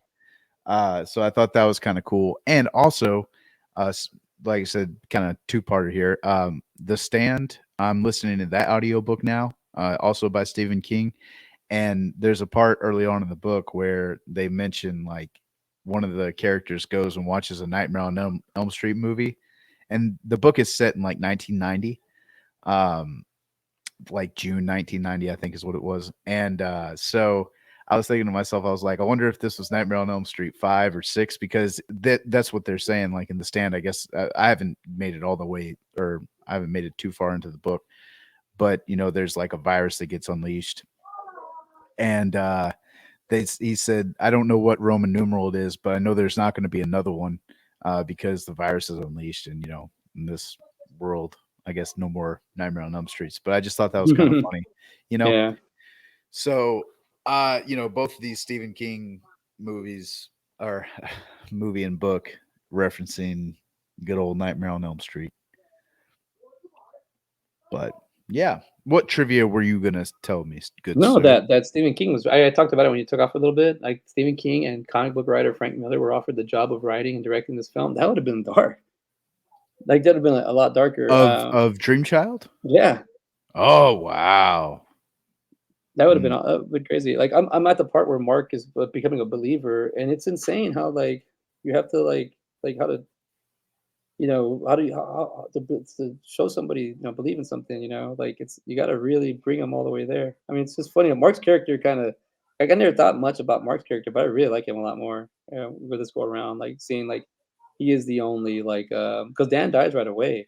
He gets animated a lot in this movie. I mean, even Mark like he does. even becomes his own character, and that's what I was saying about the Yeah, I faces. thought that was really kind of cool. He would have been a good Dream Warrior, right? The three, yeah, the three faces. That's a good point. Yeah, he would have been a good more. The three faces at the end. It shows like that's why I was wondering why Dan was a robot because it shows the robot face, it shows the Greta face, and it shows the hero face. The And I, Prowler. Yeah. yeah, the Prowler, and I thought that was pretty cool that they're like showing those so you could have like a distinguished. So before up until I watched it this go around, I was like, all right, that's a scene, I guess, or that's And I just three like I monsters. like Now I that see it. It makes sense. I like that he's the only he's the only thing that has color in the scene Yeah, where he dies, yeah, and then it and drains out of him and And then everything. drains, that's the cool part. That's, like, really cool where he, like, bleeds. Like, it's imaginative, It's, like, a really cool, like Freddy takes his time on his deaths, Yep. But we were saying before we got started, we got to give our only repeat offender shout out is played by the actor Jacob Whit Hertford, who is also in Jurassic Park. Plays a little boy in Jurassic Park, so he's a repeat offender without even knowing we were gonna have a repeat offender. Who would have thought? Who would have thought? And the side by side world keeps spinning because we have no rules, but whatever we make, we break. Yep. So We make it, we break it. we make it, we break it, we bought it, we use it. I just this movie all around, hands down, as an adult, as I'm watching it, it just I love it. I surprisingly surprised myself on how I scored this movie because I started getting down to nitpicky and I started looking at everything's like camera angles, camera shots. I started because if I was gonna do that to Jason, I was gonna do that to Freddy, and I'm kind of a bigger like Freddy fan, and I love Jason a lot, but I met Kane. I got to hang out with Kane. Got to meet them both, and they're both excellent, cool people. But I'll say this: I'll say that the Friday the 13th, I mean the Nightmare on Elm Street movies, they're probably my foundation on like writing and everything, and like how to keep things going. And because this man, as I dissect this movie, I was like, there's just no real like bad flaws I see. Like as in like the story, it works well. I mean, I think it's just the topic. I think it's the topic of a teenager, or like maybe she's 18, let's say that, and or like like a 17, 18-year old about to have getting pregnant. Like that's a big deal. Again, Mhm. real life, and then you make this horror movie where you have like the way they brought the elements in and how they brought the appeal to it. Like I think that might be the reason this movie wasn't really well liked. Like Nightmare on Elm Street 2 was really based. It's called I don't know. Like I know people call it the gay Nightmare on Elm Street, like it's the gay Freddy movie, but it's because it's expressive. It's expression. It's a lot better than when people talk about it. Like it's not just a dude. Like he's figuring out who he is. It's like the great thing about Nightmare on Elm Street 2, Freddy's Revenge, is that the concept is so beautiful, but the execution was a little bit rough. Like, and it's because of this is when they found out about sequels, where it's not really a good movie, but it brought in so much money because it's a sequel, and that money that brought in was able to give the Robert Shea the money for the producer for part three, which they really were able to let loose, really go into it. Yeah. I always feel that Robert Shea, the producer, and Wes Craven, there's a reason why Wes Craven didn't really come back a lot. Like he kind of always had his finger in it because until 1, 3, and 7 are Wes Craven's movies, but like he wrote and directed and did everything in part one, and part three he just kind of wrote a little bit. He's just executive producer. Part seven, it's all him. It's titled Wes Craven's New Nightmare, which is actually very meta. That where they bring in like the reality fantasy meat. Where in part two, the Nightmare on Elm Street, they take controversies, they go there. Where the only thing I saw in part seven of Friday the 13th was they have a little bit of mental health, where the main character, she has the telekinesis power, where they're trying to figure out, but it's not really like she's special needs or anything. They're just trying to figure out like why do you have these powers or something. But outside of that, there's real no depth. It's just deaths. It's basically it's so many the Friday the 13th movies at some points are like so many deaths, and then all of a sudden you just find a way to stop Jason because you apparently don't kill him. Or in Nightmare on Elm Street, like you really have to theoretically like figure out how to stop this guy because he's actively coming at you, and he's placed moves that if you go after him, if he's going after somebody here, he'll turn around and come back. See what I'm saying? Like I can get into Yeah. this. Well, and Like, another thing too is like sleep is a necessity. So mhm. it's you know, yeah, it's a crazy concept of having somebody haunt your nightmares. Like You I have know. like just a concept right here making a movie. Like what if it was a movie where you had like your fantasy, if you're into whatever, you have your fantasy guy, fantasy girl, and when you sleep you're with them and everything's well, and you want to sleep more, but in reality nobody really believes you. Hmm. Like oh sure, like it's like Well, oh that, just that could be like online dating and everything too. that's a crazy Um, one. well, what I thought would be a crazy concept is like every time you fall asleep and you have a real deep dream and it feels like it's real, like it's another reality that you're just kind of like peeping into, you know, like multiverses and everything like that. And you're just like, oh, that's one little part. Like Yeah. that's what you saw. Um, but yeah, man, no, these. First off, speaking of Wes Craven, did you see that they're gonna have a new Scream movie? Did you see the trailer for Yep. that? I haven't seen. I saw half the trailer and then I stopped. Yeah, I was like, oh, I gotta wait because those other it's movies I've been following. That's another franchise I've been following since. yeah, and so Scream, it's gonna be Scream. Like Yep. it's not Scream 5, it's just Scream. You get to that Uh, point where it's like Jigsaw. yeah. It's like, okay, what are we gonna call this new one? Let's just call it the name of the first one. And I'm making my predictions now that it's Sydney is the killer. um, Oh, where are you going with that? Huh? with Courtney Cox as well. I think they're both. So one They're, one thing that I never thought about, and this is what I wanted to bring up, where I think maybe they tried doing this with the Friday the 13th movies, was have like a more like where you can do it because like in the fifth one they wanted to have like it's just somebody copycatting Jason Voorhees, and they did not like it, so that's why they went and just made him a zombie. I'm assuming. But Mhm. with this one, where Scream, where you actually have we have multiple killers, it gives you a great concept, great idea. It's something new. Yeah. And like when we watch Scream, like I'm like it's when we talk about it, I was like, man, this is trippy because I'm actually watching it. Like watching it, I've already seen the movie, but now I understand it. And I know who the killers are, and they're right in plain sight. It's insane when you watch it the second time. Hmm. It's like multiple times you start picking up on things. Um, yeah, I think like being able to pick like a character to keep them going. But Scream, I don't know. I don't know what to expect. I just want to watch it. I'm just gonna watch it. I'm not gonna try to look up too many things. I still kind of missed out that same time I saw Robert England, I could have met Nev Campbell, but it was just really hard. Her line was big too, and I didn't understand. That was my first Comic Con. Like I didn't really know. It was too much for me. I should have done a smaller one, but it's okay. I learned. I'm there now. I understand what to do. I understand the ropes after going to like 15 of them already. You know Or the like rules now. yeah, I understand the rules of the Comic Cons conventions. Um, but I mean, overall, this movie just graphically, it even has an 80s feel, but it's not like cheesy 80s, like it's in your Yeah. face 80s. It's just 80s. It's just in the times. Well, Um, for some reason, I thought the first Nightmare on Elm Street was 1979, but it was 1984. So, I mean, they're before, brother. popping out a Nightmare on Elm Street like every year. Boom, boom. That's why they're able to keep. And then, as I was saying, while you're gone, I think the main thing that helps this franchise out, the number one thing that helps is Robert Englund portraying Freddy Krueger every single time. Yeah. Now we were just talking about titles. I do have a fan film that I've written. It's animated. I got to work it out a little bit more because I don't like. I now that I know a little bit more or less about how Nightmare on Elm Street movies are, I want to tweak it.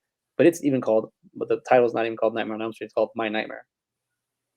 And Mm, I think there's other titles like that. I think I that was my original idea, and I think I looked it up. I think there's other movies that people have done fan films about, but I like that. My own nightmare, or my nightmare, or my terror, or something. But it's I'm basically taking all the elements that I've picked up on the Nightmare on Elm Street movies and just put them in my own, made it a fan movie. It's out, but mine's also based in 1994, so right before the number seven hits. So we'll see if I ever kind of bring that thing to life, or see if I can see how close I can get to bringing that thing to life. But I'd really like I do I as I'm talking it with you, and you're new to the franchise because I have my old friends we talk about Nightmare on Elm Street, and they'll freaking slaughter me if I get something wrong. You know, they'll be like, "Hey man, you can't. That's not how it happens. This is what I remember the death." And I'm like, oh yeah." And it's like because I even told Lisa Wilcox when I met her, I was like, "You're like one of my first Final Girls." 'Cause I remember when I was younger, people were talking about we had a Final Girl conversation. I was like, "Well, Alice lives," and they're like, "Who's Alice?" Nightmare on Elm Street. Like, y'all don't know Nightmare on Elm Street? Like, Alice? Like, yeah. They're like, well, yeah, we know. But I go, yeah, it's the fifth and sixth, or the fourth and fifth one. And they're like, well, though we don't really, we're not talking about those. I was like, ah, you know what I mean? Hold mhm. on, I got a 3-year-old rebel machine trying to get to my fridge. I gotta see what he's doing. Yeah, so we're uh we're watching Nightmare on Elm Street 5 right now. I'm at the part. Let's see here. Oh man, Freddy, you're getting some close up of Freddy right now. I mean, you're getting some good like that's another thing too is like he just looks so realistic. He looks very scary, man. Like and seeing Robert England and knowing what it looks like and then seeing Freddy Krueger, I mean, there are some resemblances, of course, but I mean, it just that character is, yeah, he's getting torn apart by the lunatics right now. This, like I said, the movie is just so cool, just how it's shot and just how many, like I mentioned a little while ago, with it being kind of like a haunted house. It's like you go to different rooms and you see different things. You have spiders coming at you. You have, you know, Freddy Krueger as a Superman. Whenever he kills Mark, is Super Freddy is what he said. Um, but yeah, man, it's now he's kind of enticing Jacob. But then you have like this. Oh gosh, I can't even think of who. I think it's like Salvador Dali of whenever he has the stare pictures. You almost have um, that thing going on right now where Jacob's running away from Freddy Krueger and he's running upstairs and Alice is running downstairs and all this other stuff, and it's kind of cool too, like how Alice is she's connected with Jacob throughout this entire time, and how I don't think until he kind of mentions like you never talk about me, you don't mention me, and until that part, like you really don't see Jacob. Well, you don't see Alice, like you said, talking about the baby that much, and then after he says that, like it just kind of triggers in her head where she's like, "Yeah, I mean, I haven't." I think you do kind of feel that, and then you start getting that connection with Jacob and Alice, and I think also at that point too, like she realizes that this is her son, this is an incarnation of her son, and everything like that. I'm just talking about the part where uh, we're going up and down the stairs and everything like that. Oh, you're at the end. Yeah, yeah. Yeah, and so and then he Even even that like scene's amazing. yeah, well, and then he gets to see Dan and everything. Well, incarnation of Dan. Yeah, It's kids always a disappointment. That's hilarious. yeah. Uh no, it really is. It's a very it's I like the visuals in this movie a whole lot. Like they did a great job in that aspect of it. And it's actually like to me, I like to say it is like it's like the end of the '80s. So it's like it gets like the '90s are coming in. So this is the end of an era right here. It's like yeah, we're finishing it off like this. Because then in 1990 you have Jason. I mean, Jason, you have Freddy's Dead, and that one's kind of like it's a different. I think that one's probably now my least favorite one. Um, Only because that franchise wise, story wise. But I'll say that with the other graphics, I mean, that's the ending scene. I mean, they built it up. That ending scene is like are you where are you at? Like where the fuck are you at? It's like a you're in 360 purgatory realm, you know? Yeah. Mm-mm-mm. I don't know with what was I saying? No, I even like the way it ends too with the dad. Like the dad's like he grew on me a lot in this one, where he's very supportive at the end. He's like, "Oh I'm a Mhm. grandpa," and like he took even the dad because in the first one he's a drunk, and then her brother dies and he gets worse, and that's what's even awesome about this one. There's a part where he says it's good to have it's gonna be good having a boy in the house again because he ties a lot of the third one of the fourth one into this. Poor Mark, I just think Mark was he was learning about this and figuring it out because it's also a murder mystery in this, Yeah. Well, and and actually believing that this is happening to Alice and everything like that's a stretch. right? Um, And even tells like, "Where are we gonna go?" He gets you in your dreams when you leave the planet. Like it's just like, it is like that part stuck out to me. He's right. How do you fight this thing? You gotta fight it. You can't. mhm, There's no way around it. This is a problem. You gotta go at it, and you know enough about it, so you know enough to stop it. And the finding the Amanda part, that's the crazy part. Like you have to find like that. Even that part, the mother, like finding the original mother to find the child, it's like insane. Like they mhm. find her, and the crazy thing is, you find out that Freddie killed his mother. Yeah. And he buried the body. That's why, like, they never had they hunger city hunger help. But they never found it. Like, that's kind of like I just think about modern technology. Like, they went to the library to go find. It's like somebody finding a YouTube or like an article online, and then somebody changing it. So it's like so it doesn't exist, or it's just crazy. Imagine like your only sources from 2010s is like, oh, you can't use paper. You can only use what's digital, and if people can manipulate digital, it's like crazy. Like to Yeah. me, and Well, the fact, deep fakes and everything like that. oh yeah, Um, so do you think Amanda's body was just like sitting there that whole time? Was like, is that how he killed her and she just was able to stand up? nah. Nah, I mean, it's just bones, but Yeah. I just think it's insane how they really were to bring this story. Now, this story is so good. I mean, like I said, we're men. We shouldn't really be having that big A conversation, as in Mhm. like And I see this movie now, but it shows it like it shows like the female lead. Like this is what I like in a female lead. Like she's vulnerable and yet getting stronger at the same time. She's got to go through things on her own because no one's really taking her serious, and she knows she has little time before her friends die, not her, but she can live. And she even says that he needs me to live. And it's just crazy how like I didn't pick up on this that he's killing them. I never picked up that they're dying in the day because everything's all dark. It just looks like they're at night falling asleep by accident. Mhm. Like it tricked me. So this is actually a good little move they did to me. Yeah, man. I'm at that school's out Kruger. The little boy does So to say that. he was like 9 years old whenever this movie came out. I was looking that up. I was seeing how old he was in Yeah, this. yeah, I So saw that's that. like a 9-year-old incantation of Jacob. Yep. There's all the faces. That's crazy, man.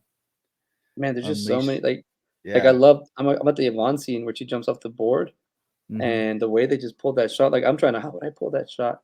Cool thing is, now that I'm doing a selfish plug for the Indie Escape, network, the shows that I got on Monday, I'm working alongside of people that have been on these film sets. I work with Mick Strom, like, I don't work with him, but, like, he's on the network, and it's pretty cool that he did the set designs for Nightmare on Elm Street 3 and 4, and then when I looked at the beginning of this movie, it said design one of the last names that comes out, it says CJ Strong, so I wonder if that's his son.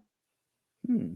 Now and I could talk to him. I could actually directly go and ask him. I could message him or call him. He'll answer. It's pretty Yeah. cool. That And is interesting. that's kind of cool. Like I could still get a reference back to this point of this movie, but this movie's just awesome. Like I don't want like if somebody were to bag this movie, bag it or like talk bad about it, I'm like, well, you really don't get it. Then you don't Yeah. understand. Even if we're just to watch, this is a standalone movie too.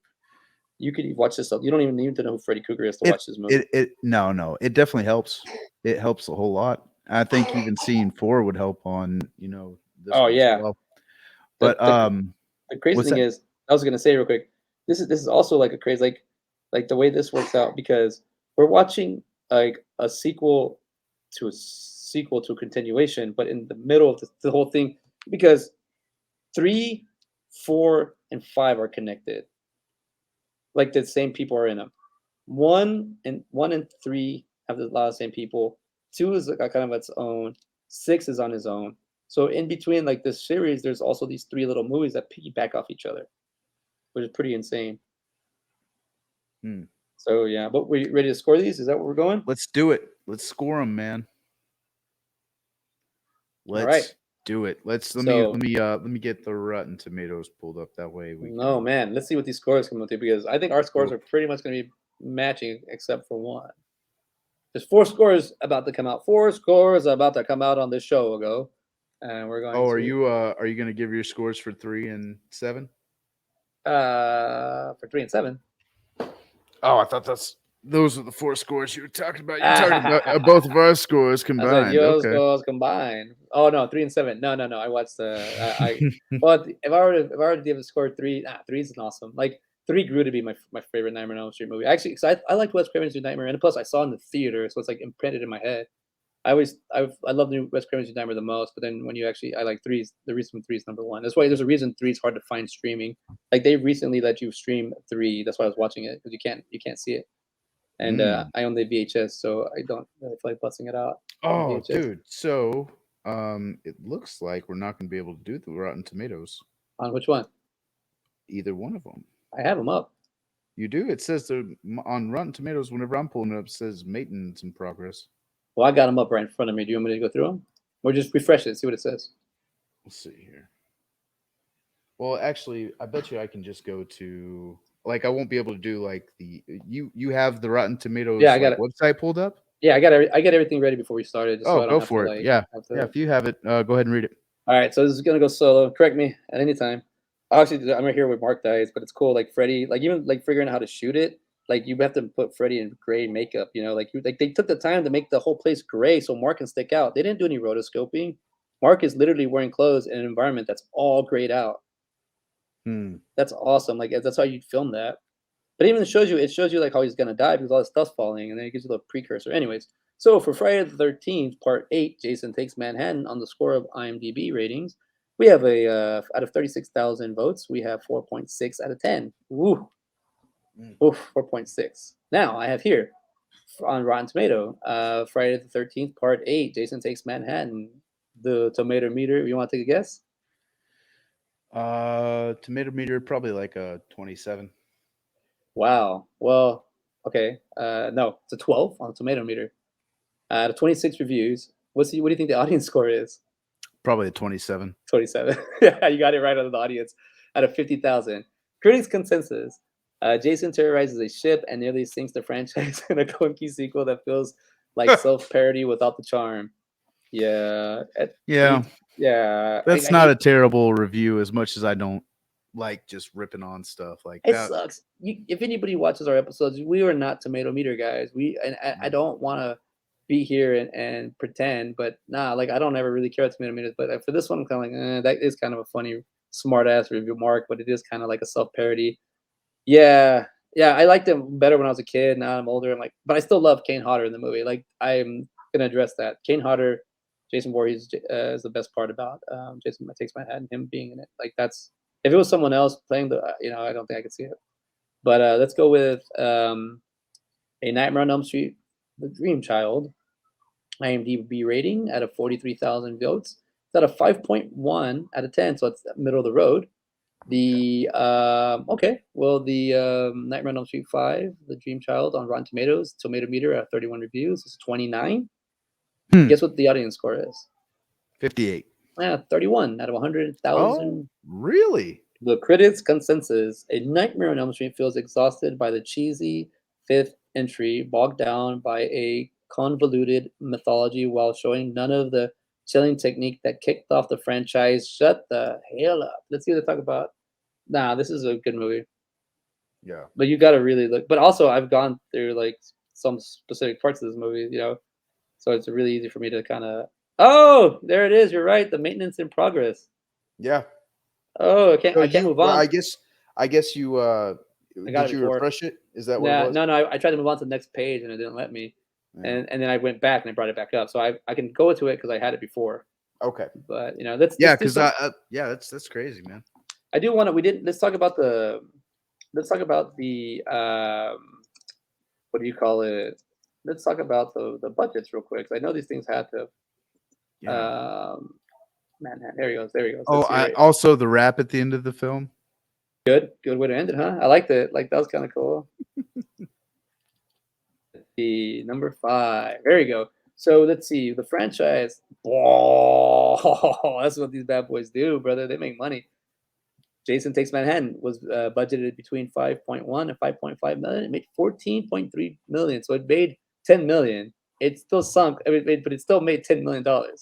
So I consider that a success. Yeah. All right, Oh, yeah. but the Nightmare on Elm Street 5 has got a budget of 8 million. It made 22.1. It And did. apparently that was like the lowest, but I was just kind of reading up on that the other day. It was so the other ones had like 8 to 10 million and it made like 40 million. Mhm. So this was the least um, you know what I'm saying? Like it didn't make the return as much as the other ones did. Yeah, but it was still good. I mean, Yeah. what I was reading in the Wikipedia, I mean the IMDb trivia, the final Nightmare on Elm Street film to feature the children living in Springwood, because in part 6 there are no children that live in. There's only teenagers. The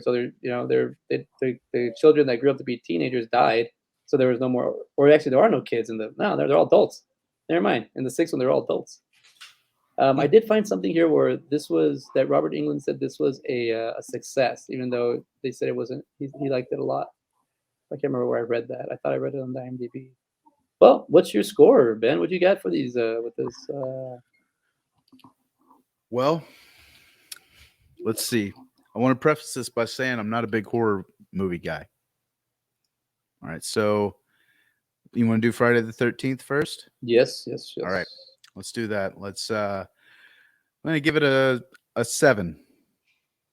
Okay. Just below the 8. Yep. Yeah. I mean the thing that got me the most was there was only a little bit of Manhattan. I felt like I was sold a false product just a little bit. Yeah. It Yeah. was mainly on a boat, and I was like, okay, yeah. I was kind of waiting to. I was like, okay, so we get to Manhattan soon. Just took forever to get there, man. And like you said, the deaths. I mean, there's like 1 or 2 memorable deaths. I could see why people didn't like this movie a whole lot. And like you said, I mean, I think the original script, like you were mentioning, I think this was probably it could have been a good slasher movie just on its own. Didn't really need the Friday the 13th name, but I guess they thought that was going to take it further. I'm not too sure, but yeah, that's what I got. What do you got over there? Dude, I think this movie is going to be. I broke it down in this streaming podcast we're doing, this conversation. Mhm. And the more it would really mess me up is I started going back and thinking about 6, thinking about 7, and where they were at, and then being like, wait, how is this a step backwards? This does feel like they just kind of they wanted to make something, and I think I think I'm with you on the score. At one point, I was like, I try to pre-curse the price. I give this one. I was like, all right, I'll start off with a 10 with this guy. I'll start off with 10, and then I slowly went down to like a 4. Yeah. And then it kind of it's I think the lowest I can give this is a 7 because I do really admire the New York shots. I do like I could do without the minimum, New York scenes, especially in the like late 80s or the 90s, trying to shoot a Yeah. scene in New York would be extremely expensive. But that Al- being Also, said, also, it feels like they're just shitting on New York the entire time. Like in what way? as soon as they get off the boat, it's like, all right, we're gonna mug you, and then we're gonna go rape her, and then we're just gonna, like it's just like, whoa, man, that escalated fast. Well, I Uh, would say that's how it was. New York was like in like not like that, but there was a very violent. It's very violent-y, New York. yeah. It's very as the way it seems like a lot of movies, especially in the time, they made them like this, like where there there's violence a lot. Have you ever seen the movie Joe's Apartment with Oh yeah, with the what's his roaches. Yeah, yeah, like they make fun of that right away with Jerry O'Connell plays like that boy from Ohio, and then or Iowa, and he shows up and he's writing back a letter to his mother, and he says, "Hi, mom, my in work." Like he's attacked right away and mugged, and it's like the same thing. Like when people talk about going to New York and it's supposed to be experienced like back then in the 80s, 90s. I just remember like a lot of stuff. I mean, the Ninja Turtles. They talk about people just getting like beat up all the time. Just that New York was like a so with that whole like I think that's their version of it. Because you had those mhm, guys with the knives just hanging out, just slacking around. yeah. Well, even what I can't see exactly what the title says is like what New York has a new problem. Even Yeah, in New the York. poster. Yeah, New York. It says New York has a new problem. Yeah, because Yeah, yeah, I like mean it's got so many problems. We're gonna add Jason to it. See what we I, got. I I think what you know right. I think what you said about like do a few deaths on the boat and then carry it on to New York would have been a little, but I mean maybe the budget or I don't know. I don't know either. Uh, the and I like on the poster we got over here for Nightmare on Elm Street. It's Freddy delivers.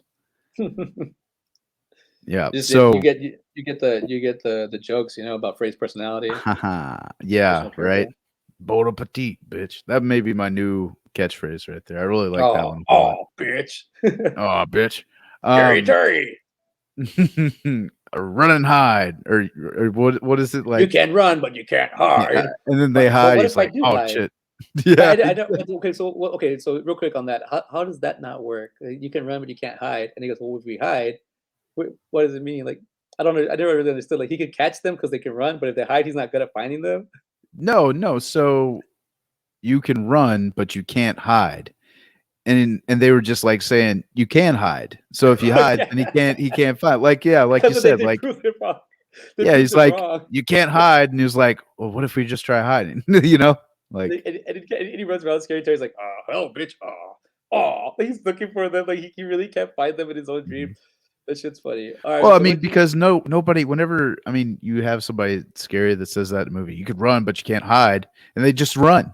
That's Like true. Yeah, in there's another option. Like you can hide. Um, what did you think? Okay, so wait. Okay, so what's your score for Nightmare on Elm Street 5? I'm gonna give it an 8. Eight? 8. I know your score is probably going to be way higher than mine. Way higher, yeah. You hold these films in a higher regard than I do. I mean, this has a nostalgia factor for you. And I do vaguely remember seeing this that movie. That kid does ring a bell. It may have been like on a clip or something from that like that about Nightmare on Elm Street. I'm not too sure. But it's a good movie. It's a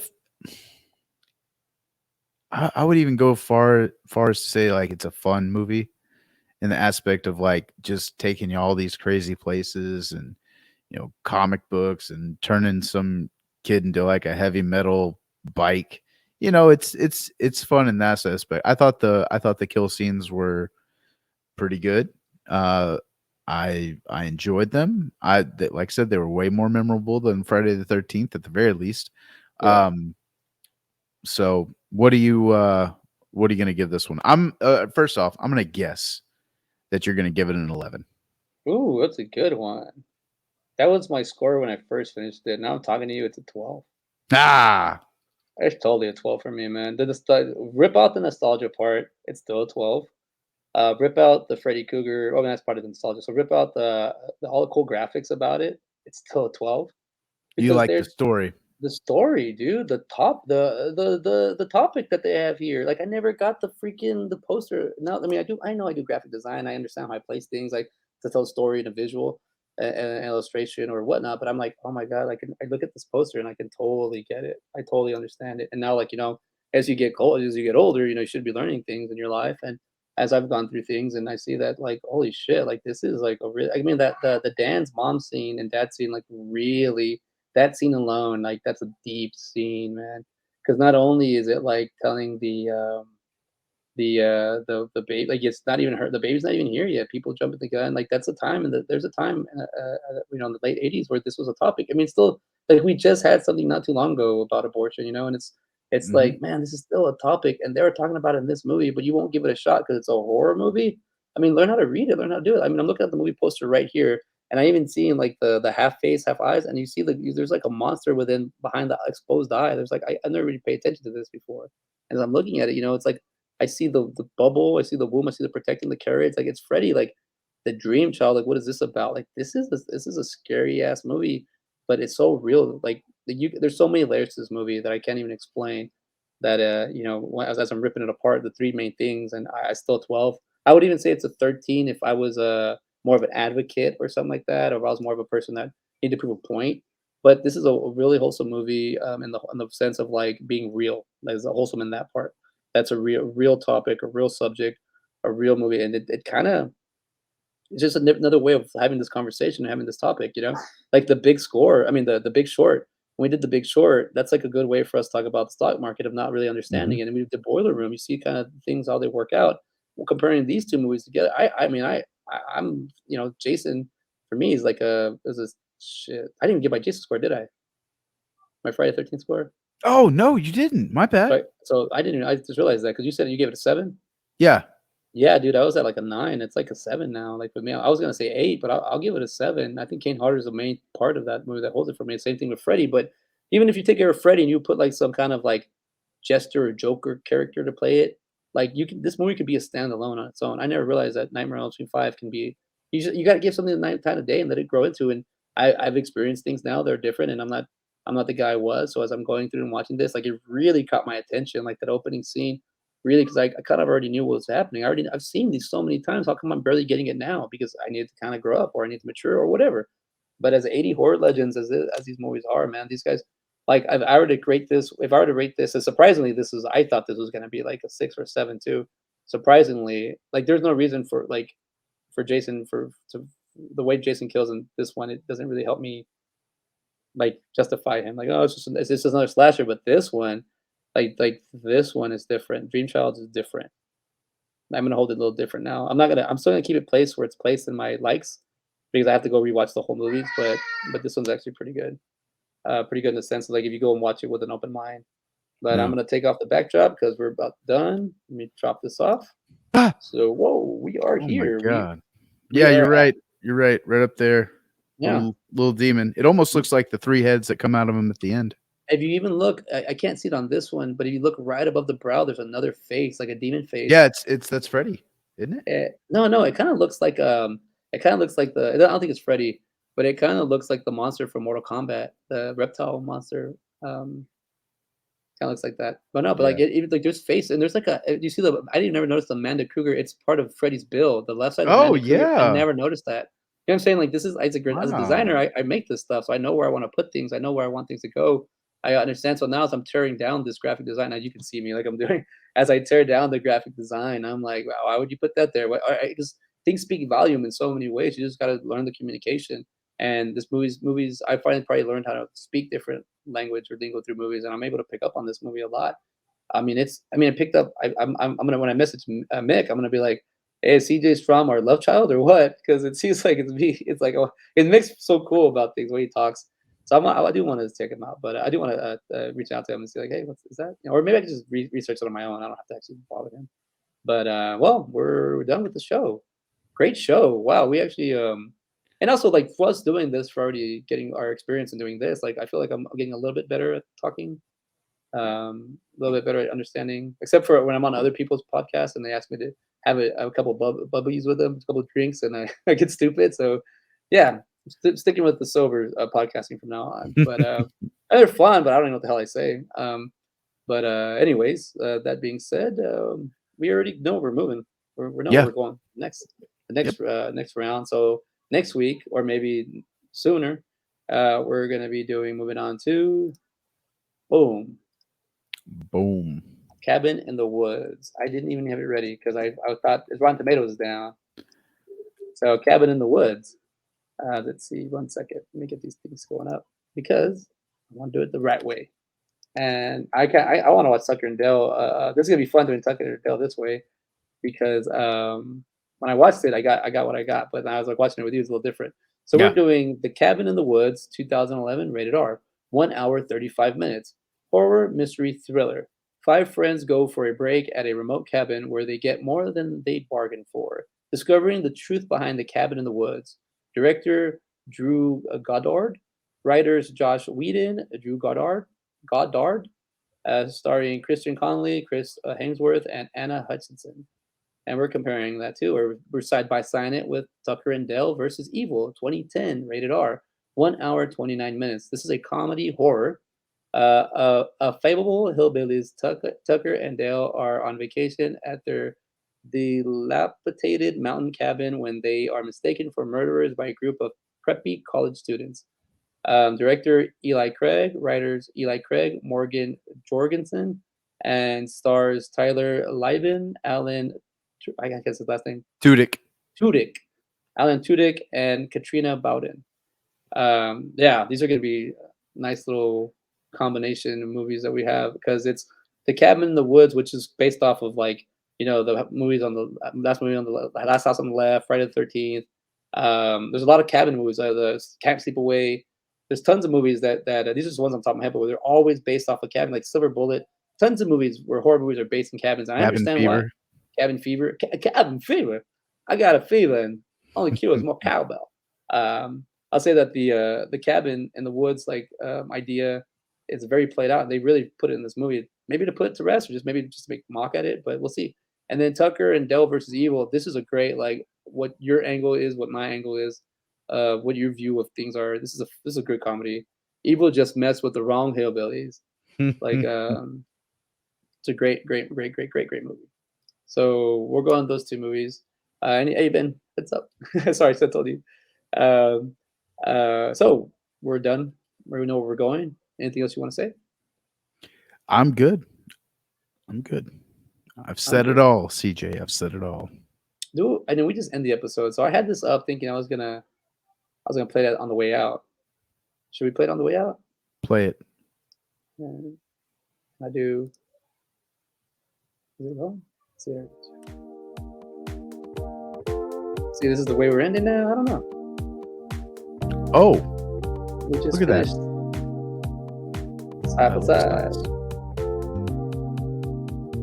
Double movie posters. Yeah, that's what I was saying earlier. Looks even cooler. You're right, because coming at you.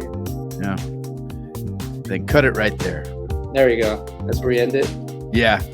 All right. Oh, that we should. You're right. That'd be good. That'd be a good way. All right, everybody. Peace. You saw what we talked about, so go back and rewatch this. Adios.